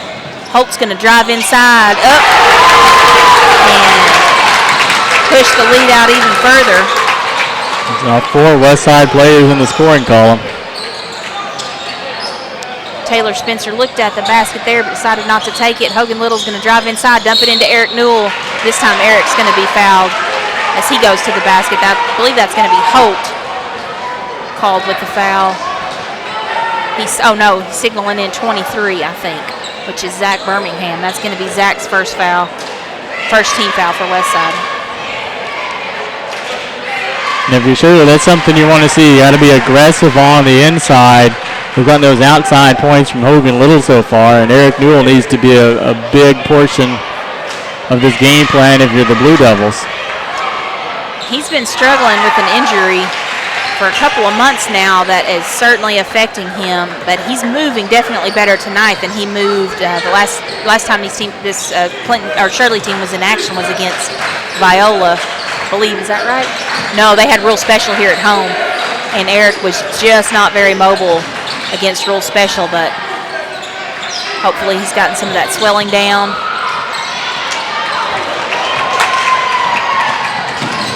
Taylor Spencer driving up, kicking it out to Tyler Spencer. Tyler Spencer is going to drain a 3. Left him wide open, almost dared him to shoot it, and he made it.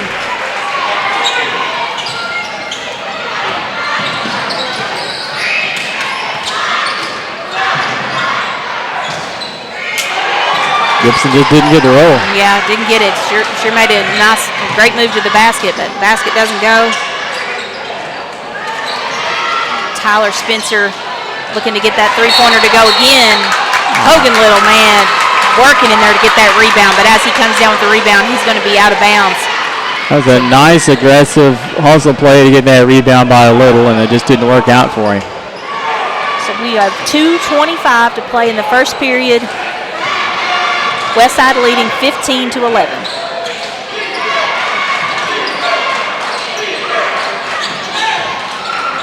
Holt looking to get the ball into Carlton. Carlton now working against Newell. And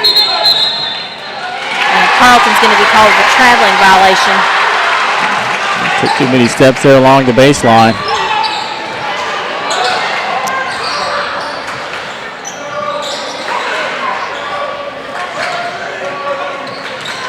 Hogan Little's going to drive inside. The ball's going to be punched away. I couldn't tell if that was 10 or 1 that knocked that ball away, but Tyler Spencer's going to be hustling on the other end, knocked the ball away, but they're going to say it went out of bounds on him, so the Westside will have the ball back with 1:50 to play in the first period.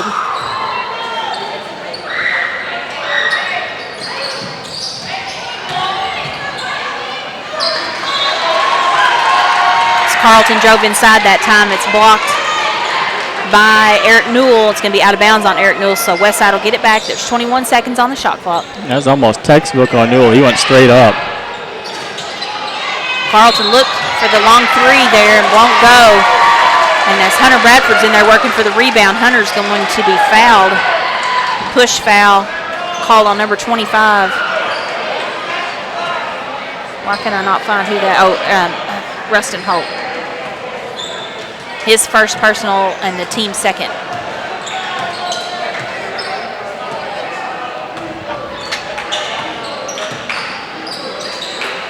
Hogan Little looking at it. Taylor Spencer's going to drive inside, kick it out to Little. Little's going to drive inside, and as he's going inside, he's going to be called for a traveling violation. One too many moves before he shot it. Got a score to pass along quickly. A girls' final. Quitman edging Southside B Branch 51-49. Oh, that ended up being a close game. It did. Another girls' final that we missed earlier. Mount Vernon and Noah blows past ICC 53-23. Holt. Pull-up jumper. And that's his second basket. Little's going to drive inside again. It's going to be knocked away. Going to remain Shirley basketball. We have 49 seconds to play in the first period.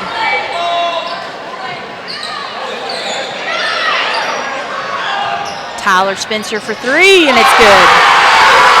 A nice inbound play to get it to him behind the arc, and that's the second trifecta he's had.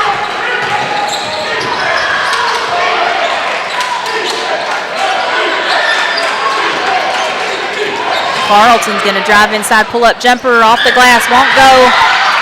Rebound. The Westside kicked it out. That shot won't go. This time it's going to be out of bounds on Westside, so Shirley will have it back with 23 seconds. They'll have the chance to tie it up as they trail 14-17. And so he's done a nice job of getting back in this one after Westside held such a big lead early.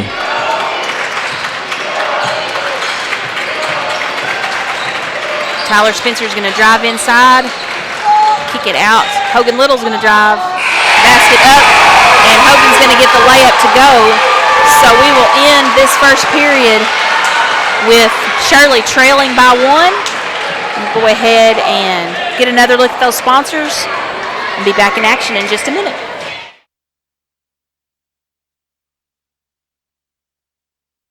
Nobody has sold more Dodge, Chrysler Jeep Ram vehicles than the Landers family. If you're looking for a hassle-free, stress-free buying experience, then Cowboy Dodge, Chrysler Jeep Ram in Clinton is your place to shop. We've got all the trucks you're looking for with brand new V8 Ram trucks starting at just $29,988. If there's a job to be done, we've got the truck for it. Ram 2500, 3500, gas or diesel, crew cab, mega cab, or cab and chassis, we've got all the trucks. Nobody will beat a Cowboy deal on your next Jeep with up to $5,000 off or an available 0% interest. Shop us today. Jeep Gladiator, Wrangler, Grand Cherokee, Wagoneer. It's all in stock and ready to deliver. If you want to pay too much, buy somewhere else. If you want the car deal you've always waited for, Cowboy Chrysler Dodge Jeep Ram in Clinton is your place to shop. It's quick and easy. Jump online at cowboyscdjr.com or give us a call at 501-745-5333. Cowboy up or you'll pay.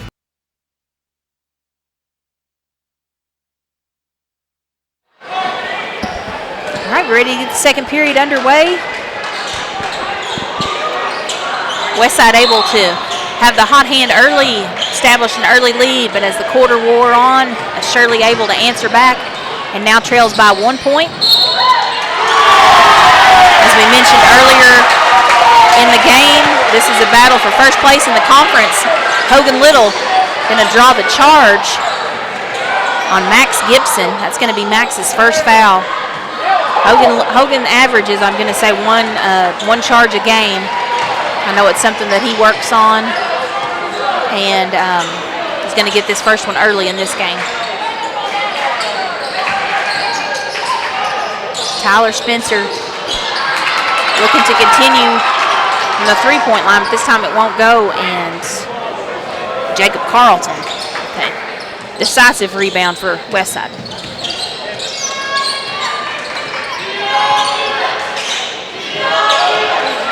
Holt's going to drive inside. Ball's knocked away. Taylor Spencer going to kick it out to Hogan Little. Hogan Little had plenty of time there to get set up and look at it, but the three-pointer won't go. Carlton with the rebound for Westside.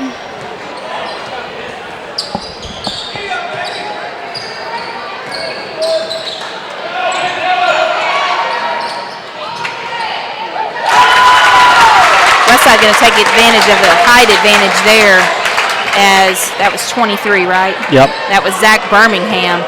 Eagles do a nice job of feeding it into him in those situations, and he sure took advantage there. Taylor Spencer, this time with his first three for Shirley, as he'll tie things up.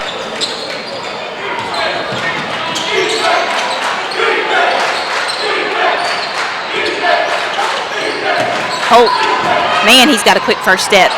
He got to the basket then, but his basket was short. Hogan Little with the rebound for Shirley. Hogan's going to drive inside, try to dump it off to Eric Newell. Not there. And as Holt dove on the floor, Coach Brown quickly with the timeout for Westside to save that possession. I believe it's a 30-second timeout, and we'll go ahead and take it with them.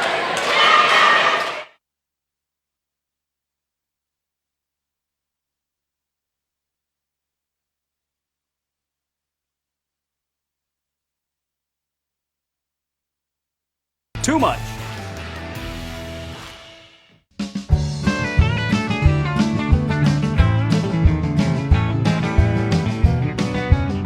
I can make your hands clap. Said I can make your hands clap. Every night when the stars come out, am I the only living soul around? Need to believe. We're at the 6:02 mark of the second period. Things all tied up, 19-19. Shirley Blue Devils and Westside Eagles battling for first place in the conference tonight. Shirley trying to avenge their only conference loss, which was to Westside. It's a 2-point ball game, so been close to this one so far after Shirley caught back up being down early, and expect nothing but a close ball game the rest of this one. I may have had the ads playing over us then, so I'm going to repeat that. So Shirley and Westside battling for first place in the conference tonight. Shirley trying to avenge their only conference loss, which is to Westside by 2 points. And we're all tied up 19-19 with 5:49 to play in the second period. I might have left the vocal or the sound on the ads when I changed back over to the view of the game, so I apologize if I did that. I always try to be super careful, but I think twice tonight I have forgotten. So you can count that as 2 fouls on me. Hunter Bradford always with some hustle baskets, and he got one there tonight as he was able to get behind the defense, scores the basket, and he's going to be fouled to head to the line for the and one. Just a lot of nice ball movement on that play by Shirley. They got it where they needed to, and Bradford sunk it.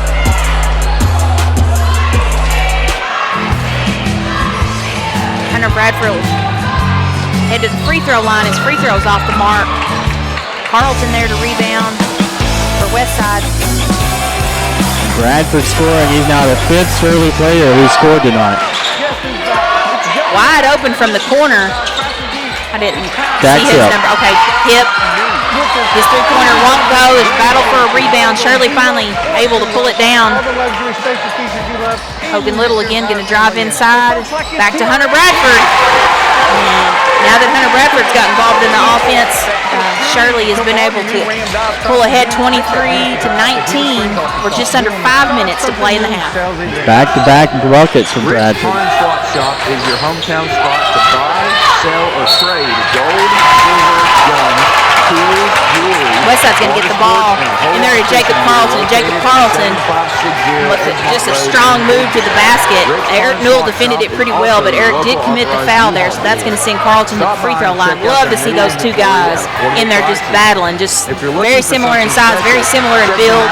Both strong guys, good Both post wearing number players. 34. Both wearing number 34, just battling it out there in the post. Love to see it. 5969. That's a rare free throw miss by Carlton. He's going to get the second one to fall and cut this game back to a one-possession game. 4:39 to play in the half.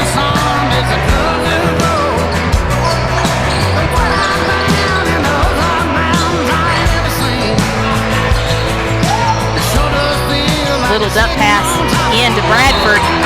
This time Bradford tries to one extra pass over to Eric Newell, but the ball goes out of bounds.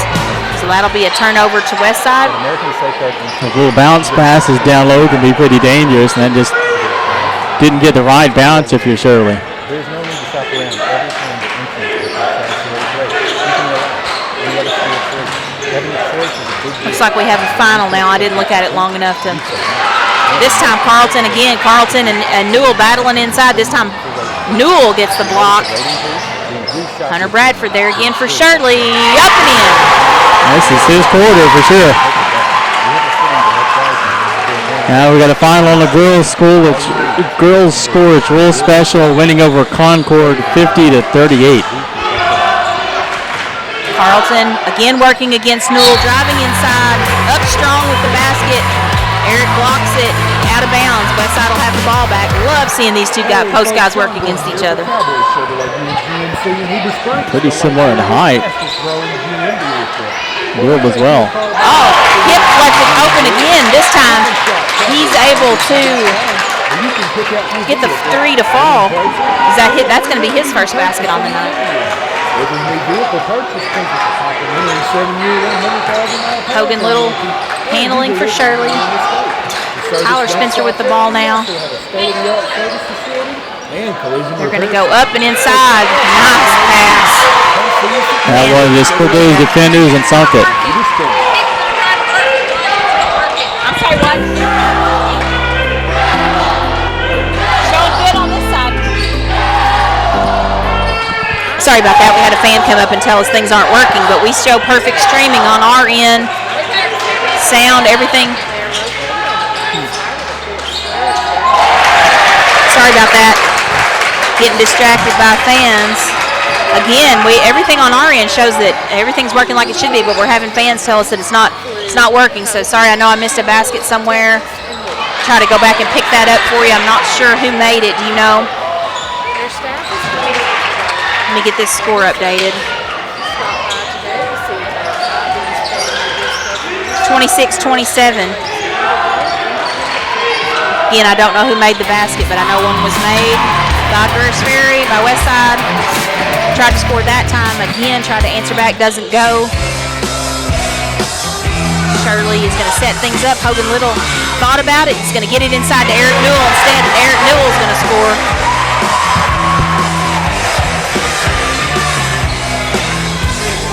Again, everything looks good here. It's not showing any streaming problems, so I don't know if maybe perhaps the Wi-Fi isn't working of the person who was trying to watch the game and told us that it wasn't working, or if it's a problem on our end. We're working hard to try to get it fixed for you if it's on our end. I'm just going to keep talking, and Shirley, that time is going to be, I'm not sure if that was Taylor Spencer or Tyler Spencer. I believe it was Tyler with the basket for Shirley. 1:26 to play in the half. Shirley up 31-26. Westside trying to go inside, nothing there. Outlet pass, Tyler Spencer. Eric Newell can't get the basket to go. Carlton there to rebound for Westside.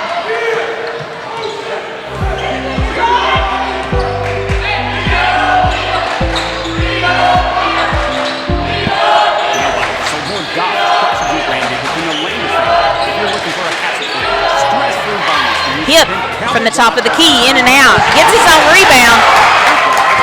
Kicks it out. This time it's Holt for three, won't go. Eric Newell rebounds for Shirley. Someone tell me the ads are playing. Oh, I'm sorry. I got so distracted.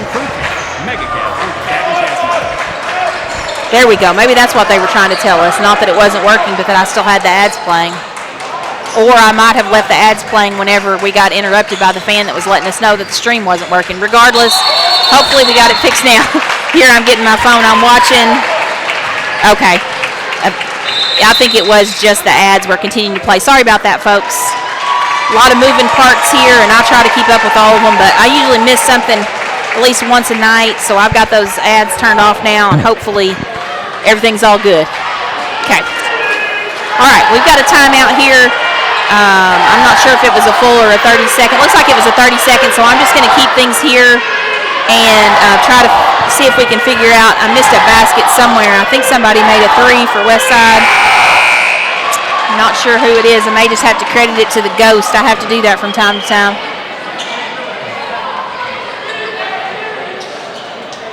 20. Someone we've had a couple people say, not it looks like it, is on our end. You're on, but there's no sound. Okay.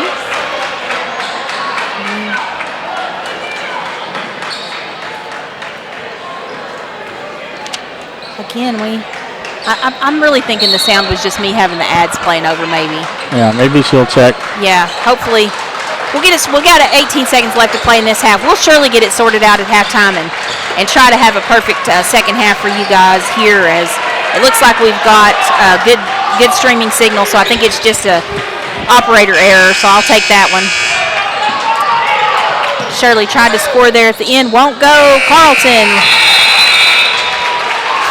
That'll send us into halftime with Shirley leading 31-26. We'll try to get our technical issues worked out and be back with a couple minutes to go here in the halftime and give you a status update. Let you know how things. Okay, now I'm getting word that we have sound back. So thank you very much, Andrea Brown watching. I appreciate you helping me out tonight. I need all the help I can get, Andrea. Thank you. All right, we'll go ahead and head into our sponsors for the halftime. You're watching Lake Area Sports. Nobody has sold more Dodge, Chrysler Jeep Ram vehicles than the Landers family. If you're looking for a hassle-free, stress-free buying experience, then Cowboy Dodge, Chrysler Jeep Ram in Clinton is your place to shop. We've got all the trucks you're looking for with brand new V8 Ram trucks starting at just $29,988. If there's a job to be done, we've got the truck for it. Ram 2500, 3500, gas or diesel, crew cab, mega cab, or cab and chassis, we've got all the trucks.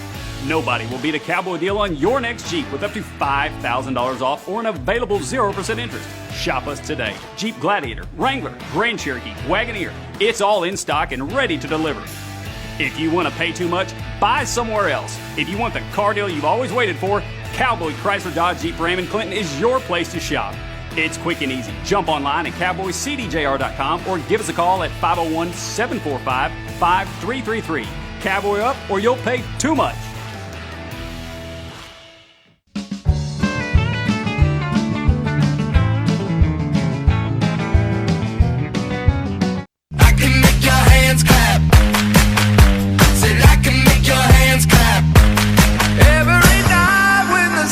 Come out, am I the only living soul around? Need to believe you could hold me down, 'cause I'm in need of something good right now.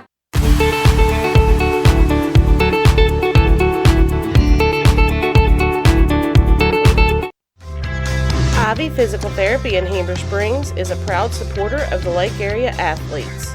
If you or your student athlete are looking to get back in shape, or for therapy after an injury, Give Ivy Physical Therapy a call at 501-362-8118 or visit ivyphysicaltherapy.com.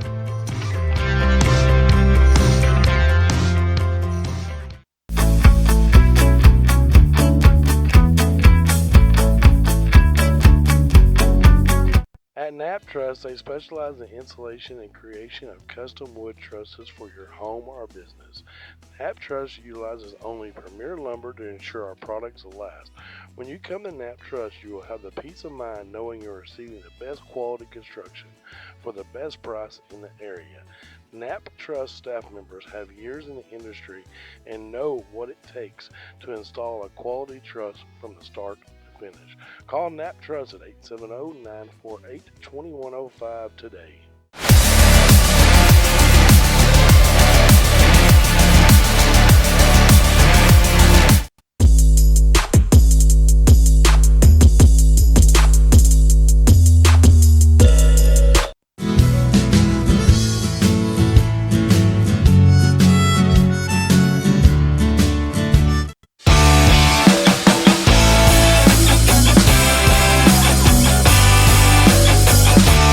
What's up, world? Guess who's back? It's Joey and Ryan right here at Red River Dodge Chrysler Jeep. It's time for you guys to start something new. With this all-new design Grand Cherokee, available in 2-row or 3-row, all the luxury safety features you love, and you can get your entire family in it. Or folks like this TRX with 700 horsepower. I guarantee you we're gonna have a vehicle that fits your needs. So for all your new Ram, Dodge, Chrysler, Jeep, make that beautiful drive to Heber Springs, Arkansas. Doing the Start Something New sales event. Rick's Pawn and Swap Shop is your hometown spot to buy, sell, or trade gold, silver, guns, tools, jewelry, water sports, and a whole lot of fishing gear located at 7560 Edgemont Road in Higdon. Rick's Pawn and Swap Shop is also your local authorized U-Haul dealer. Stop by and check out their new inventory at affordable prices. If you're looking for something special, check them out on Facebook or see Nathaniel for any firearms questions, or call them at 501-270-5969.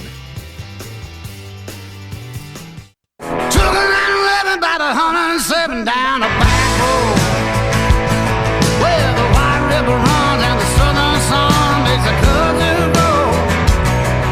Look what I found in the Ozark Mountains I ain't ever seen. It sure does feel like it's sitting on top of the world to me.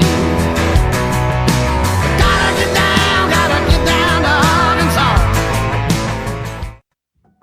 At American Safeguard Insurance, you get an actual human being just down the street to get advice on the confusing world of insurance. There's no need to shop around every time your insurance company tries to raise rates. You can relax and let us do it for you. Having a choice is a big deal, and when insurance companies compete, you save money.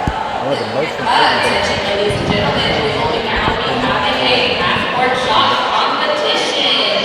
You have a chance to win a Okay, we're going to go ahead and test things out and see if we've got the sound problem corrected. Again, I just want to apologize. I looked on our end of it and I couldn't find an obvious source of any sound problem other than me letting the commercials play over the sound a few times. I want to deeply apologize for that. Also, deeply apologize if it sounded like I was being critical of any fan that came up to tell us there was a problem. That's certainly not how I intended to sound.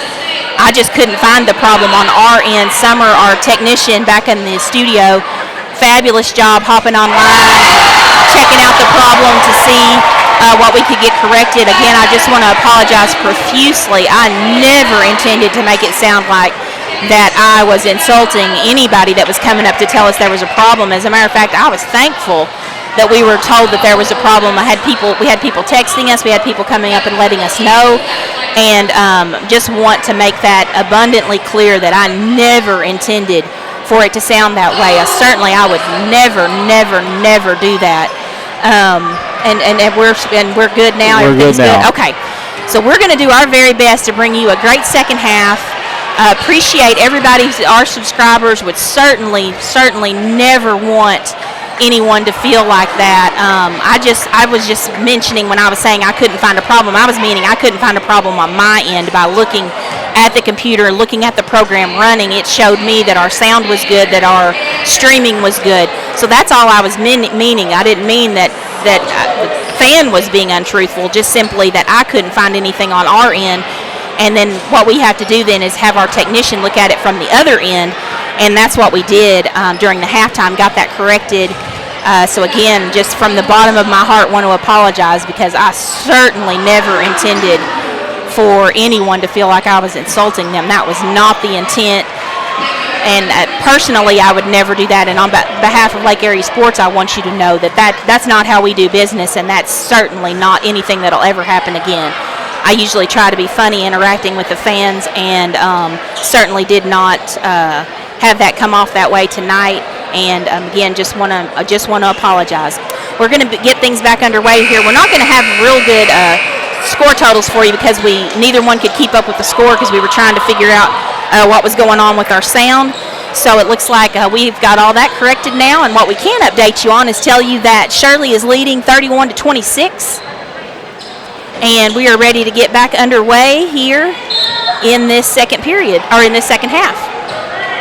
Again, both of these teams leading the conference, so this is a battle for first place. Westside got the win earlier this year when Shirley traveled to Westside. It was a 2-point victory, and this has been a back-and-forth game. Shirley able to pull ahead this 5-point lead at the end of the quarter, and Westside's going to start the first half back, going inside, and who was that scored that? Zach Birmingham. Zach Birmingham with the basket for Westside. Shirley's going to look to go inside. That was Taylor Spencer, nothing there, but Hunter Bradford picking up right where he left off in the first half with the first baskets for Shirley, and that's going to, whoops, I put that down on the wrong. And he's had a good game on the inside tonight.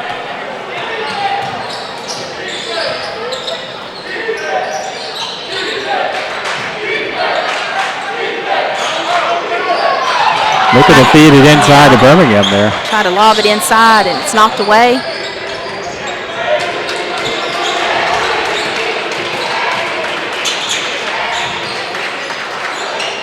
Hunter Bradford looking for three from the corner, won't go. That's Hip there with the that's Gibson there with the rebound for Westside. The halftime score to pass along, Mount Vernon and Olo leading ICC in the boys game 29-20. Again, they're going to try to lob it inside. This time, going to be a foul called. Looks like as Taylor Spencer tried to come over and help there on the backside, he's going to be called with the foul. That's going to be his first personal foul and the first team foul this half. And on that lob play, he was quickly surrounded by three players.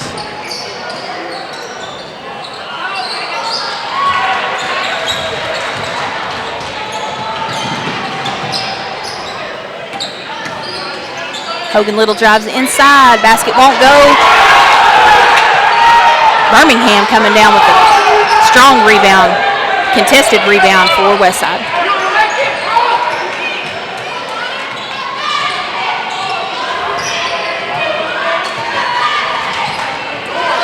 Ball inside.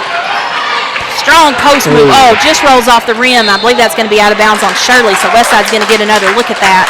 Yeah, this is a nice move by Carlton. Moved to one side, then the other. Just couldn't grip that roll.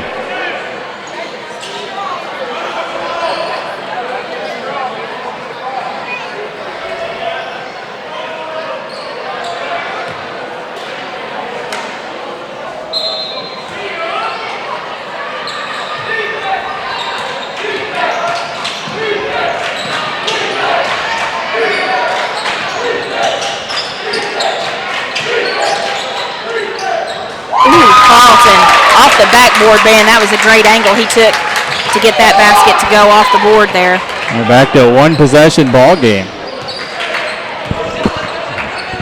5:25 to play in the third period. Eric Newell turnaround jumper answers back for Shirley.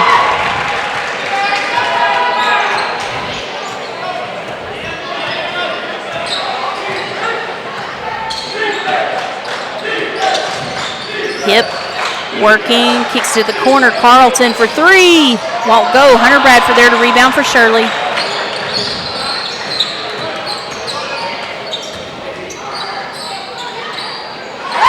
Big block there as Newell tried to go in.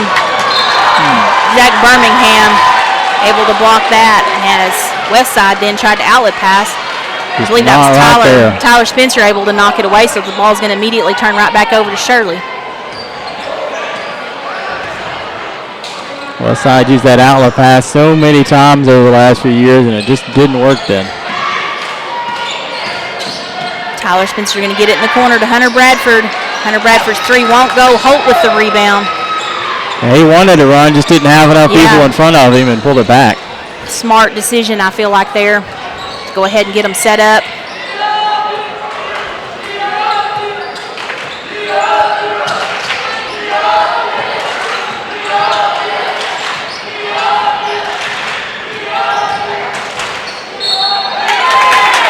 Miss Carlton drives inside there with Newell trying to defend. Newell's going to be called for the foul.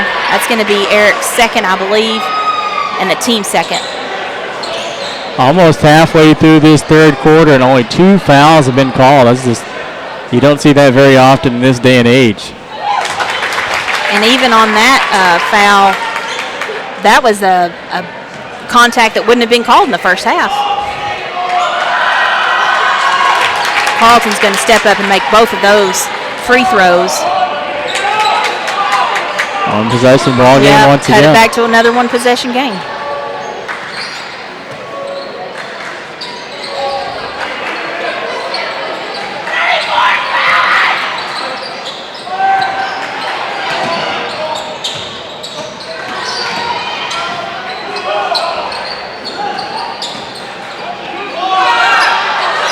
Hogan Little driving inside, tough basket.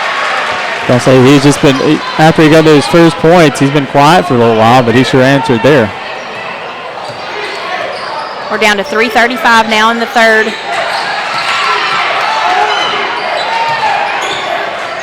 Hip, three-pointer won't go. Hogan Little rebounds.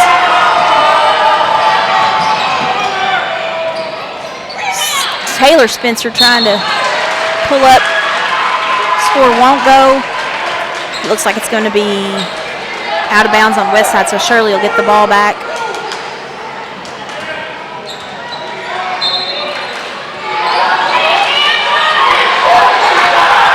Trying to get the ball inside to Bradford, but what a block by Birmingham. Birmingham there again with those long arms and well timed as he blocks that shot by Hunter Bradford. Just a nice feed inside on the inbounds play, but boy, Birmingham was right there.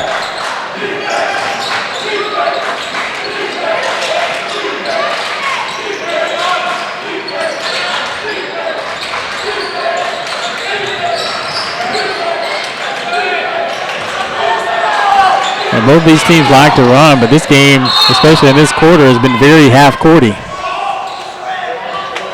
Yeah, you're right. I hadn't noticed that, but it has been. Both teams playing much slower, slowed the game down than we certainly saw the first time they met. Yeah. And then slower tempo than I certainly have seen Shirley play this year. I haven't got to see Westside. This is only the second time I've got to see them play this year. These teams like to run. Yep. Hip's jumper is good. Gibson. Oh, I'm sorry, Gibson.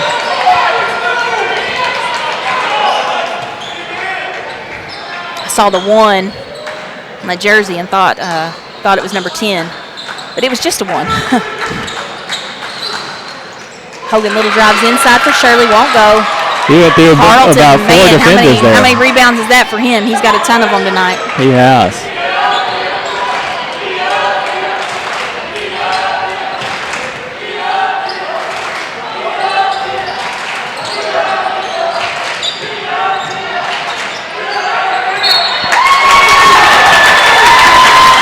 Westside just continue to work the ball inside and work against Newell. And he's called for his third personal.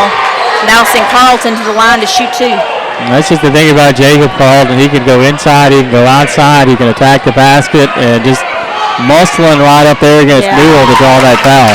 They're a good matchup. And both of them just working hard.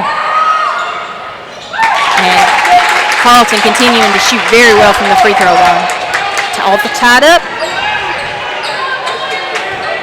I believe it. Wasn't that tied up? I think 1 point. Oh, it's hard to see the scoreboard from our angle. It's partially covered my up. bad. I thought that tied things up, but guess not. Eric Newell breaks them center and answers for Shirley.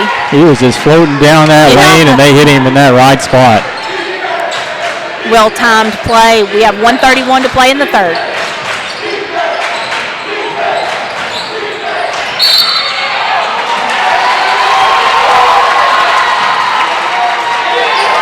Call a walk on Carlton there. See, he's trying to go back to the basket.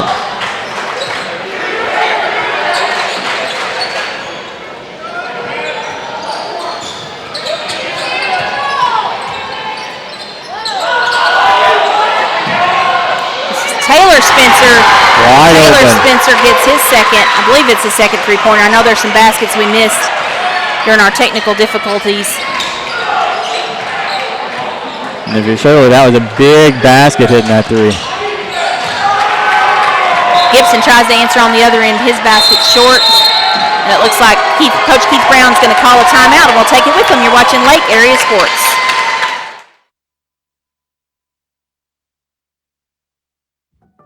At American Safeguard Insurance, you get an actual human being just down the street to get advice on the confusing world of insurance. There's no need to shop around every time your insurance company tries to raise rates. You can relax and let us do it for you.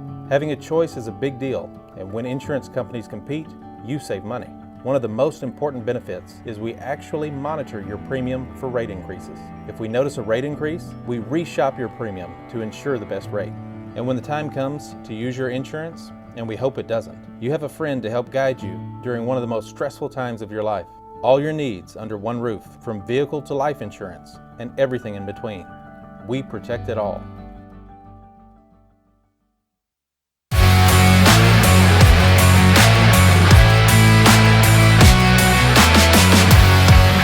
Hey folks, Sean Gorham here for Cowboy Chevrolet Buick GMC in Heber Springs.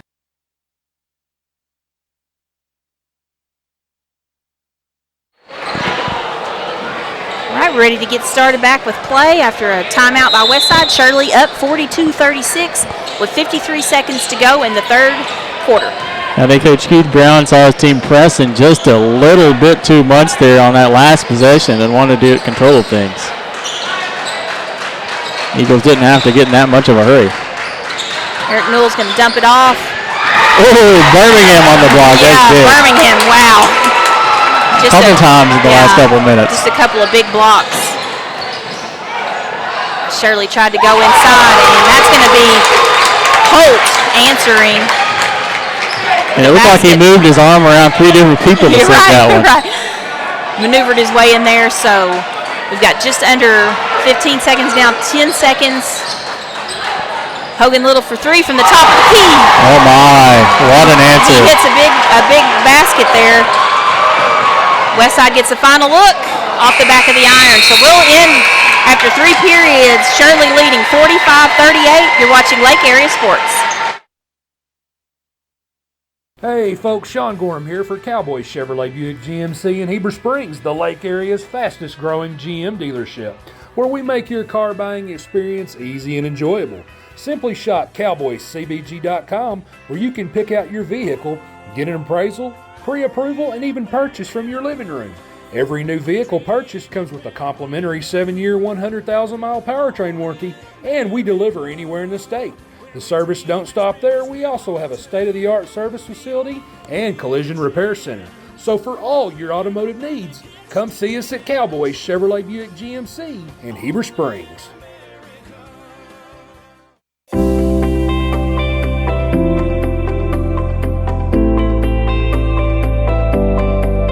Ivy's Family Disco Farm. All right, ready to get the last period underway. Shirley leading 45-38 in what has been a really fun game to watch. Boy, both of these teams working hard, making some tough baskets on one another. And that was a big three-pointer by Hogan Little to end things there in the third. West side looked like it was punching back in closer, and Little hit that three-pointer. Nice defense there by Holt to take it away.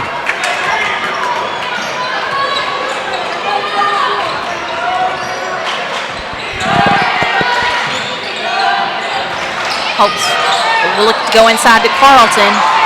It's going to get knocked away.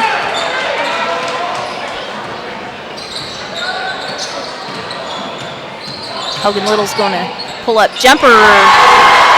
He gets another basket to go. He's hit some big buckets so far for Shirley. Had those 2 3-pointers early on, hit that last one right as the third quarter was ending. I think that's his 15th point, not counting what we missed when I was struggling with my sound issues.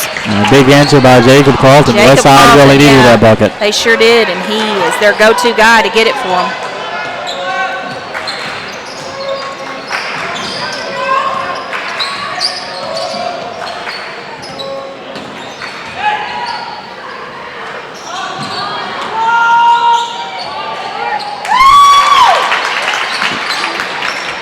Shirley's shot attempt off the mark. Westside with the rebound, so they'll get a chance to try to cut into this 7-point lead. We have 6 minutes and 25 seconds to play in the game.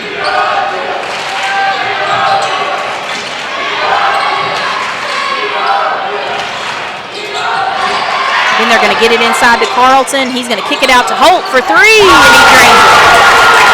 It's a nice find for Carlton to hit it out to Holt. Carlton was surrounded by 3 defenders when he kicked it out, and Holt didn't have a wide open shot, but he drained it, and that's a big bucket for the Eagles. Sure was. That cut it back to a 1-possession game. Hogan Little's going to drive inside, try to answer for Shirley off the front of the rim, won't go. And as Hip comes in the rebound, he's going to be fouled. So that is going to be the first foul on Hogan Little.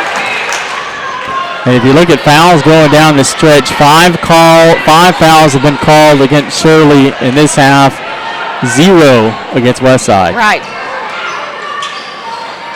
So we'll see if that comes into play later in the game. Back inside to Carlton. Contested shot doesn't go. Hunter Bradford there to rebound for Shirley. This time Hunter Bradford with a ball fake because he didn't want to have that big block again, and not only does he get the basket to go, but he's fouled as well, so he's going to get to head to the free throw line for the old-fashioned three-pointer. Just a nice move by Bradford. He's had a strong showing on the inside tonight, especially in that early period when they couldn't get Eric Newell going. Hunter Bradford made some key shots for Shirley. And as Hunter gets his free throw to fall, we're going to have another timeout. And with 5:22 to play, we have Shirley leading 50-43. You're watching Lake Area Sports. Ivy's Family Disco Pharmacy has been serving the Greers Ferry Lake area since 1976. They are located on the back side of the Court Square in downtown Heber Springs.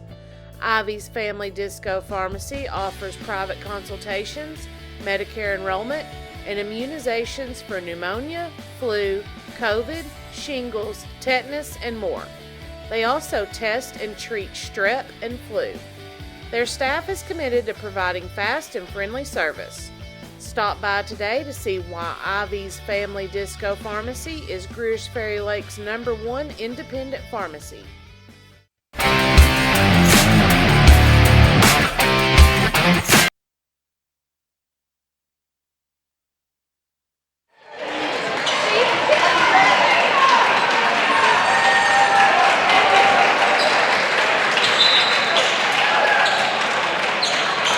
All right, we're back in action. 5:22 to play in the game. Shirley leading 50-43.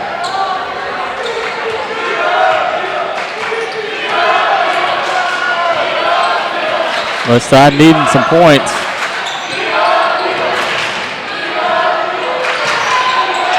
They're almost daring Holt to take that.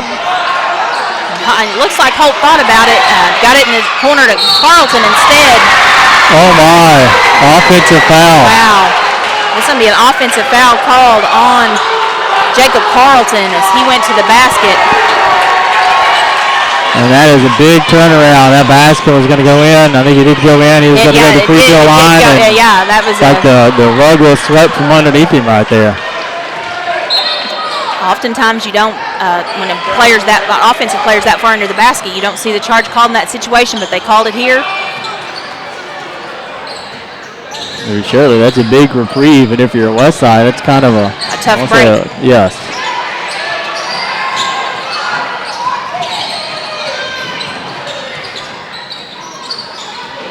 .441 to play in the game. This is Tyler Spencer with the ball for Shirley. He's going to get it to Eric Newell at the free throw line. 5 seconds on the shot clock now. Taylor Spencer driving inside. He can't get his basket to go. He's going to come up with it. They're going to say that was a shot clock violation. Shot clock violation, and that'll be ball back to West Side. Have not seen many of those this year on any team anywhere, but that was definitely a shot clock violation. Yes, referees met at half court, visited about that, all agreed that that is a shot clock violation. So with 4:26 to play in the game, West Side will have the ball back.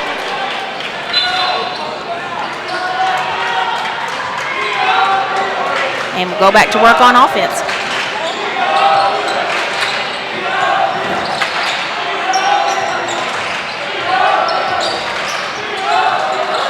Eagles need some points. Don't have to be in too much of a hurry, though. Birmingham looks for 3 from the corner. Won't go. Hunter Bradford there to rebound for Shirley. I think that misses by either of these teams aren't normally that big of a deal because they take so many shots, but as slow pace as this game has been, hasn't been many shots taken by either team. Not near as many as they normally would. That time Hogan Little with the off balance shot in the lane, doesn't go. West Side with the rebound. Shot in the corner by Hip for West Side, won't go. Every tick of the clock is important for Shirley. Taylor Spencer wide open 3, off the mark. 3:15 to play now in the game.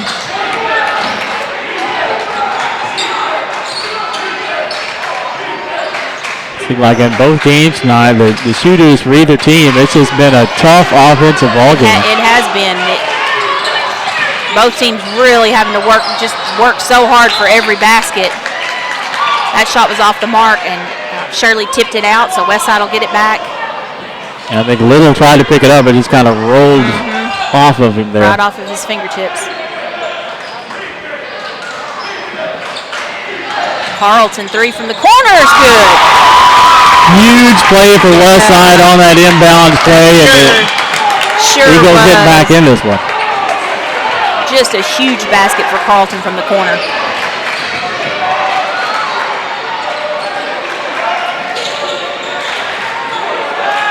This is Tyler Spencer now with the ball for Shirley. Taylor Spencer going to drive inside, dump it into Eric Newell.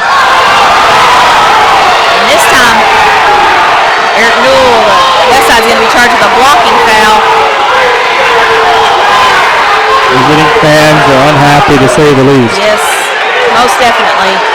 As you can plainly see on the screen, as we have all the fans standing up in front of our broadcast position, so. I saw that it was called the other way the last time, and I'm not saying either one was wrong or either one was right. Just saw how the call went the last time, and they wanted the same call. Yeah, they wanted the same call, exactly. Is there going to clean up a wet spot on the floor? Did either team call a timeout, or is this just a... I didn't see a timeout call. They haven't signaled a timeout, I don't believe. They're just... a little mop-up action. Having to spend a little time to get the mop out of the floor.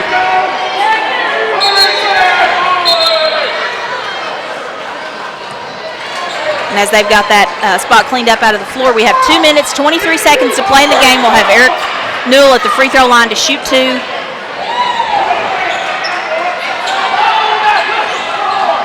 And I think maybe they just didn't have a foul up earlier because they now have 3 team fouls up for Westside. So they may just fail to have that posted before. I don't think there's been 3 fouls committed since we talked about there being no fouls.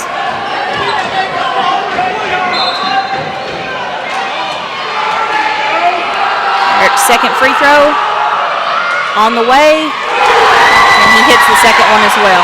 Those are big free throws for Shirley. Took a little momentum out from West Side and gave you a bigger lead.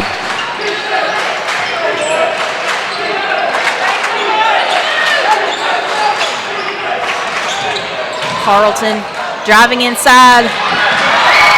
Just couldn't quite get a clear shot to the lane. Eric Newell tried to inbound it quickly up the court to Taylor Spencer.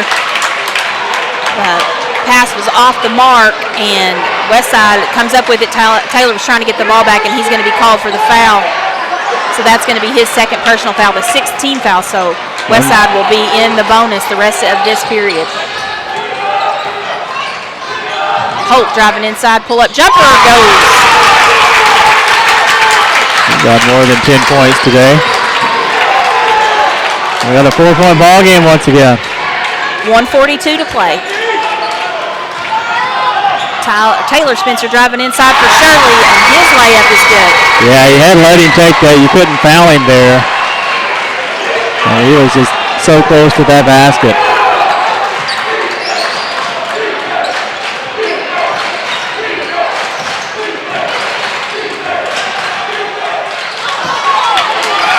Dax Hip with a big rebound. Put back by Gibson would not go. Shirley rebounded that second time around, and Eagles just not hitting shots they'd normally make. Dax Hip. Been a tough shooting ball game tonight. Assessed with the foul there, as that's only the fourth team foul on Westside. And it looks like Westside's going to take another timeout. We'll take it with them. You're watching Lake Area Sports.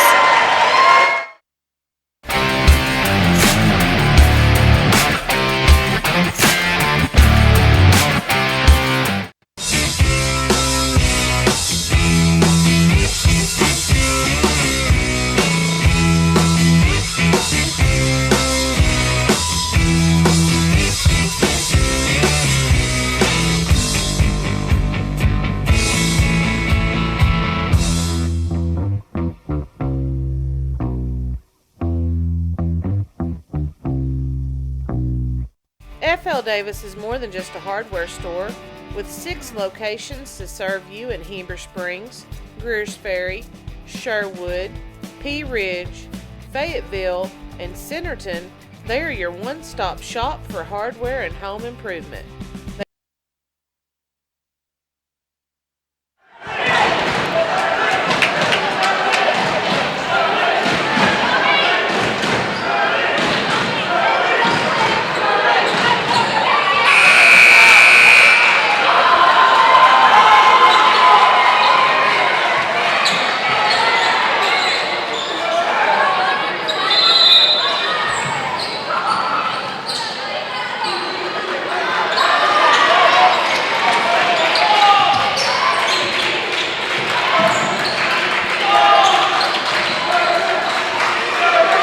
It's got to get a stop if they want to get back in this ball game.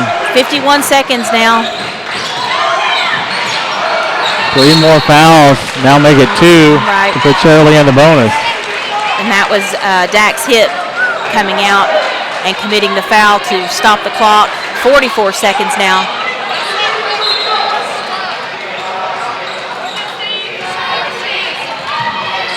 Let's take him way on the other end. Shirley's going to get the ball across the timeline. And this is going to be Westside's got to hurry. Tyler Spencer, and Holt is going to step out this time and get the foul. So that gives them their 6th foul, team foul. They've taken a lot of time off the clock trying to foul. Right, we're at 33 seconds, 33.1 seconds to be exact. And Shirley will inbound it again. Got to do it in a hurry if you're going to do it. 25 seconds now. Clock is your enemy. And again, it's going to be Dax Hip stepping up and committing the foul again to stop the clock, and this will send Hogan Little to the free throw line for Shirley. 23.2 seconds.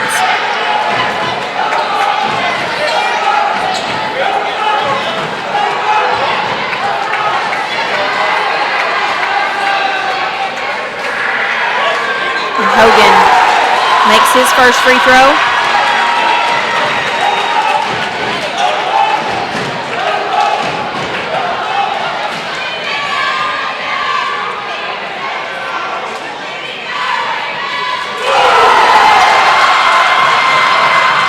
He's had a big night tonight offensively.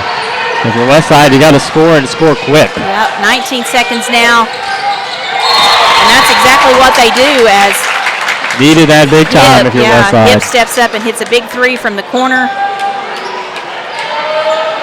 Timeout called, and we will take that with them. You're watching Lake Area Sports. FL Davis is more than just a hardware store. With 6 locations to serve you in Heber Springs, Greers Ferry, Sherwood, Pea Ridge, Fayetteville, and Centerton, they are your one-stop shop for hardware and home improvement. They are also the home of the Lake Boutique, featuring clothing, footwear, jewelry, accessories, baby items, home decor, and kitchen items. Whether you're building a new home, improving your old one, or needing a gift for yourself or someone else, stop by one of their locations and experience all that they have to offer.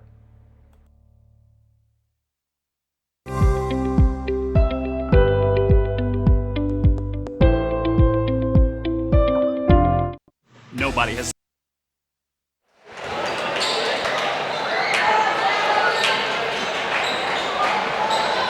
Okay, we have 14 seconds. Finish the game out. Shirley's going to get the ball inbounds to Hogan Little. He's immediately going to be fouled by Dax Hip. And if you're West Side trying to get back into it, about a second and a half off the clock there, that's what you needed to do.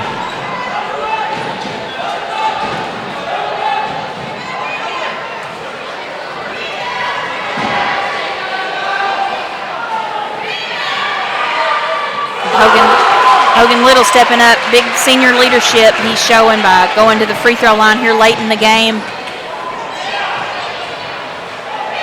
Getting the first free throw to go, and the second one as well.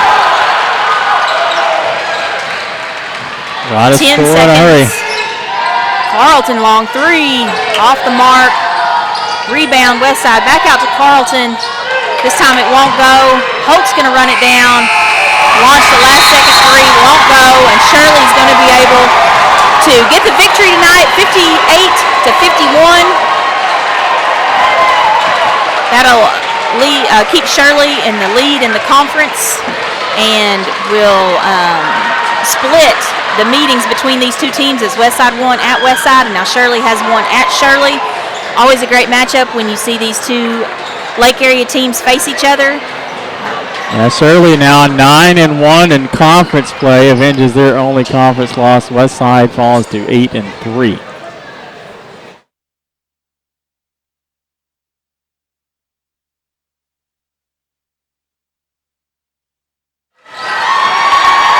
We'll go ahead and give you the final game wrap-up the best we can. As you know, in the first half we missed some points because of my mistakes that I made on the sound. Want to again apologize for that. Certainly never intend to do that, and always want to bring you the best broadcast possible. But I didn't realize I had commercials playing over part of the game. So that was all on me. That's not on Lake Area Sports. That's not on Mr. John Verser. That is all me. It happens to all of us sometimes. But if we look at the conference standings real quick before we do that, Shirley is in first place at 9-1. West Side at 8-3. 2 games in the win column ahead of Calico Rock. Calico, I think they were playing at Norfolk tonight. So that could be just one game ahead depending on what what happens in that score. But West Side will be in second place heading into Friday's game against Viola at home. And Shirley, this is the Shirley. Oh, I was going to say, this is Shirley's. If you're looking at West Side, might be able to catch up at some point. This was Shirley's last conference game at home this season. That's looking right. at the remaining schedule, they go to Concord, Norfolk, Timbo, and Calico Rock to end the conference season for the Blue Devils. Yeah. So you never know how things go, but it'll be a tough road to hope. West Side's looking to get in that first place, but solidly in second place as we head into Friday night. All right. As I mentioned earlier, we know we missed some points, so I'll go ahead and wrap this up the best we can. We know Jacob Carlton led all scorers for Westside, had at least 17. I'm confident that I missed a couple baskets in there. Rustin Holton double digits with at least 14. Max Gibson, I feel like he's probably in double digits. I have at least 8 points recorded on him. Dak Hip with at least 6, and Zach Birmingham with at least 4. Again, accounting for some of those points that we weren't able to score when we were trying to solve those sound issues. Hogan Little leading all scorers and leading Shirley with at least 21. Taylor Spencer with 8 each. Hunter had 8. I think Hunter had 11 on the night, so he got in double digits. And then Eric Newell, I believe, at least 10. And there again, I know I missed like 4 points for Shirley in that second period, and then at least 5 points for Westside. So, no, those aren't going to be exactly right, but going to be in the neighborhood of how these guys did tonight on the court. Looking ahead to Friday night, Westside will be back at home to take on Viola, and Shirley makes the trip to Concord. So if you can't make it to either of those games, make sure to watch it on Lake Area Sports. And we'll be bringing you all the action. On behalf of Lake Erie Sports, I want to say thanks for watching. This is Lacey Bradford, and John Verser tried to call him Randy earlier tonight. And David Langford on the camera. Right, and David Langford on the camera. Thank you so much, and we'll see you guys again on Friday.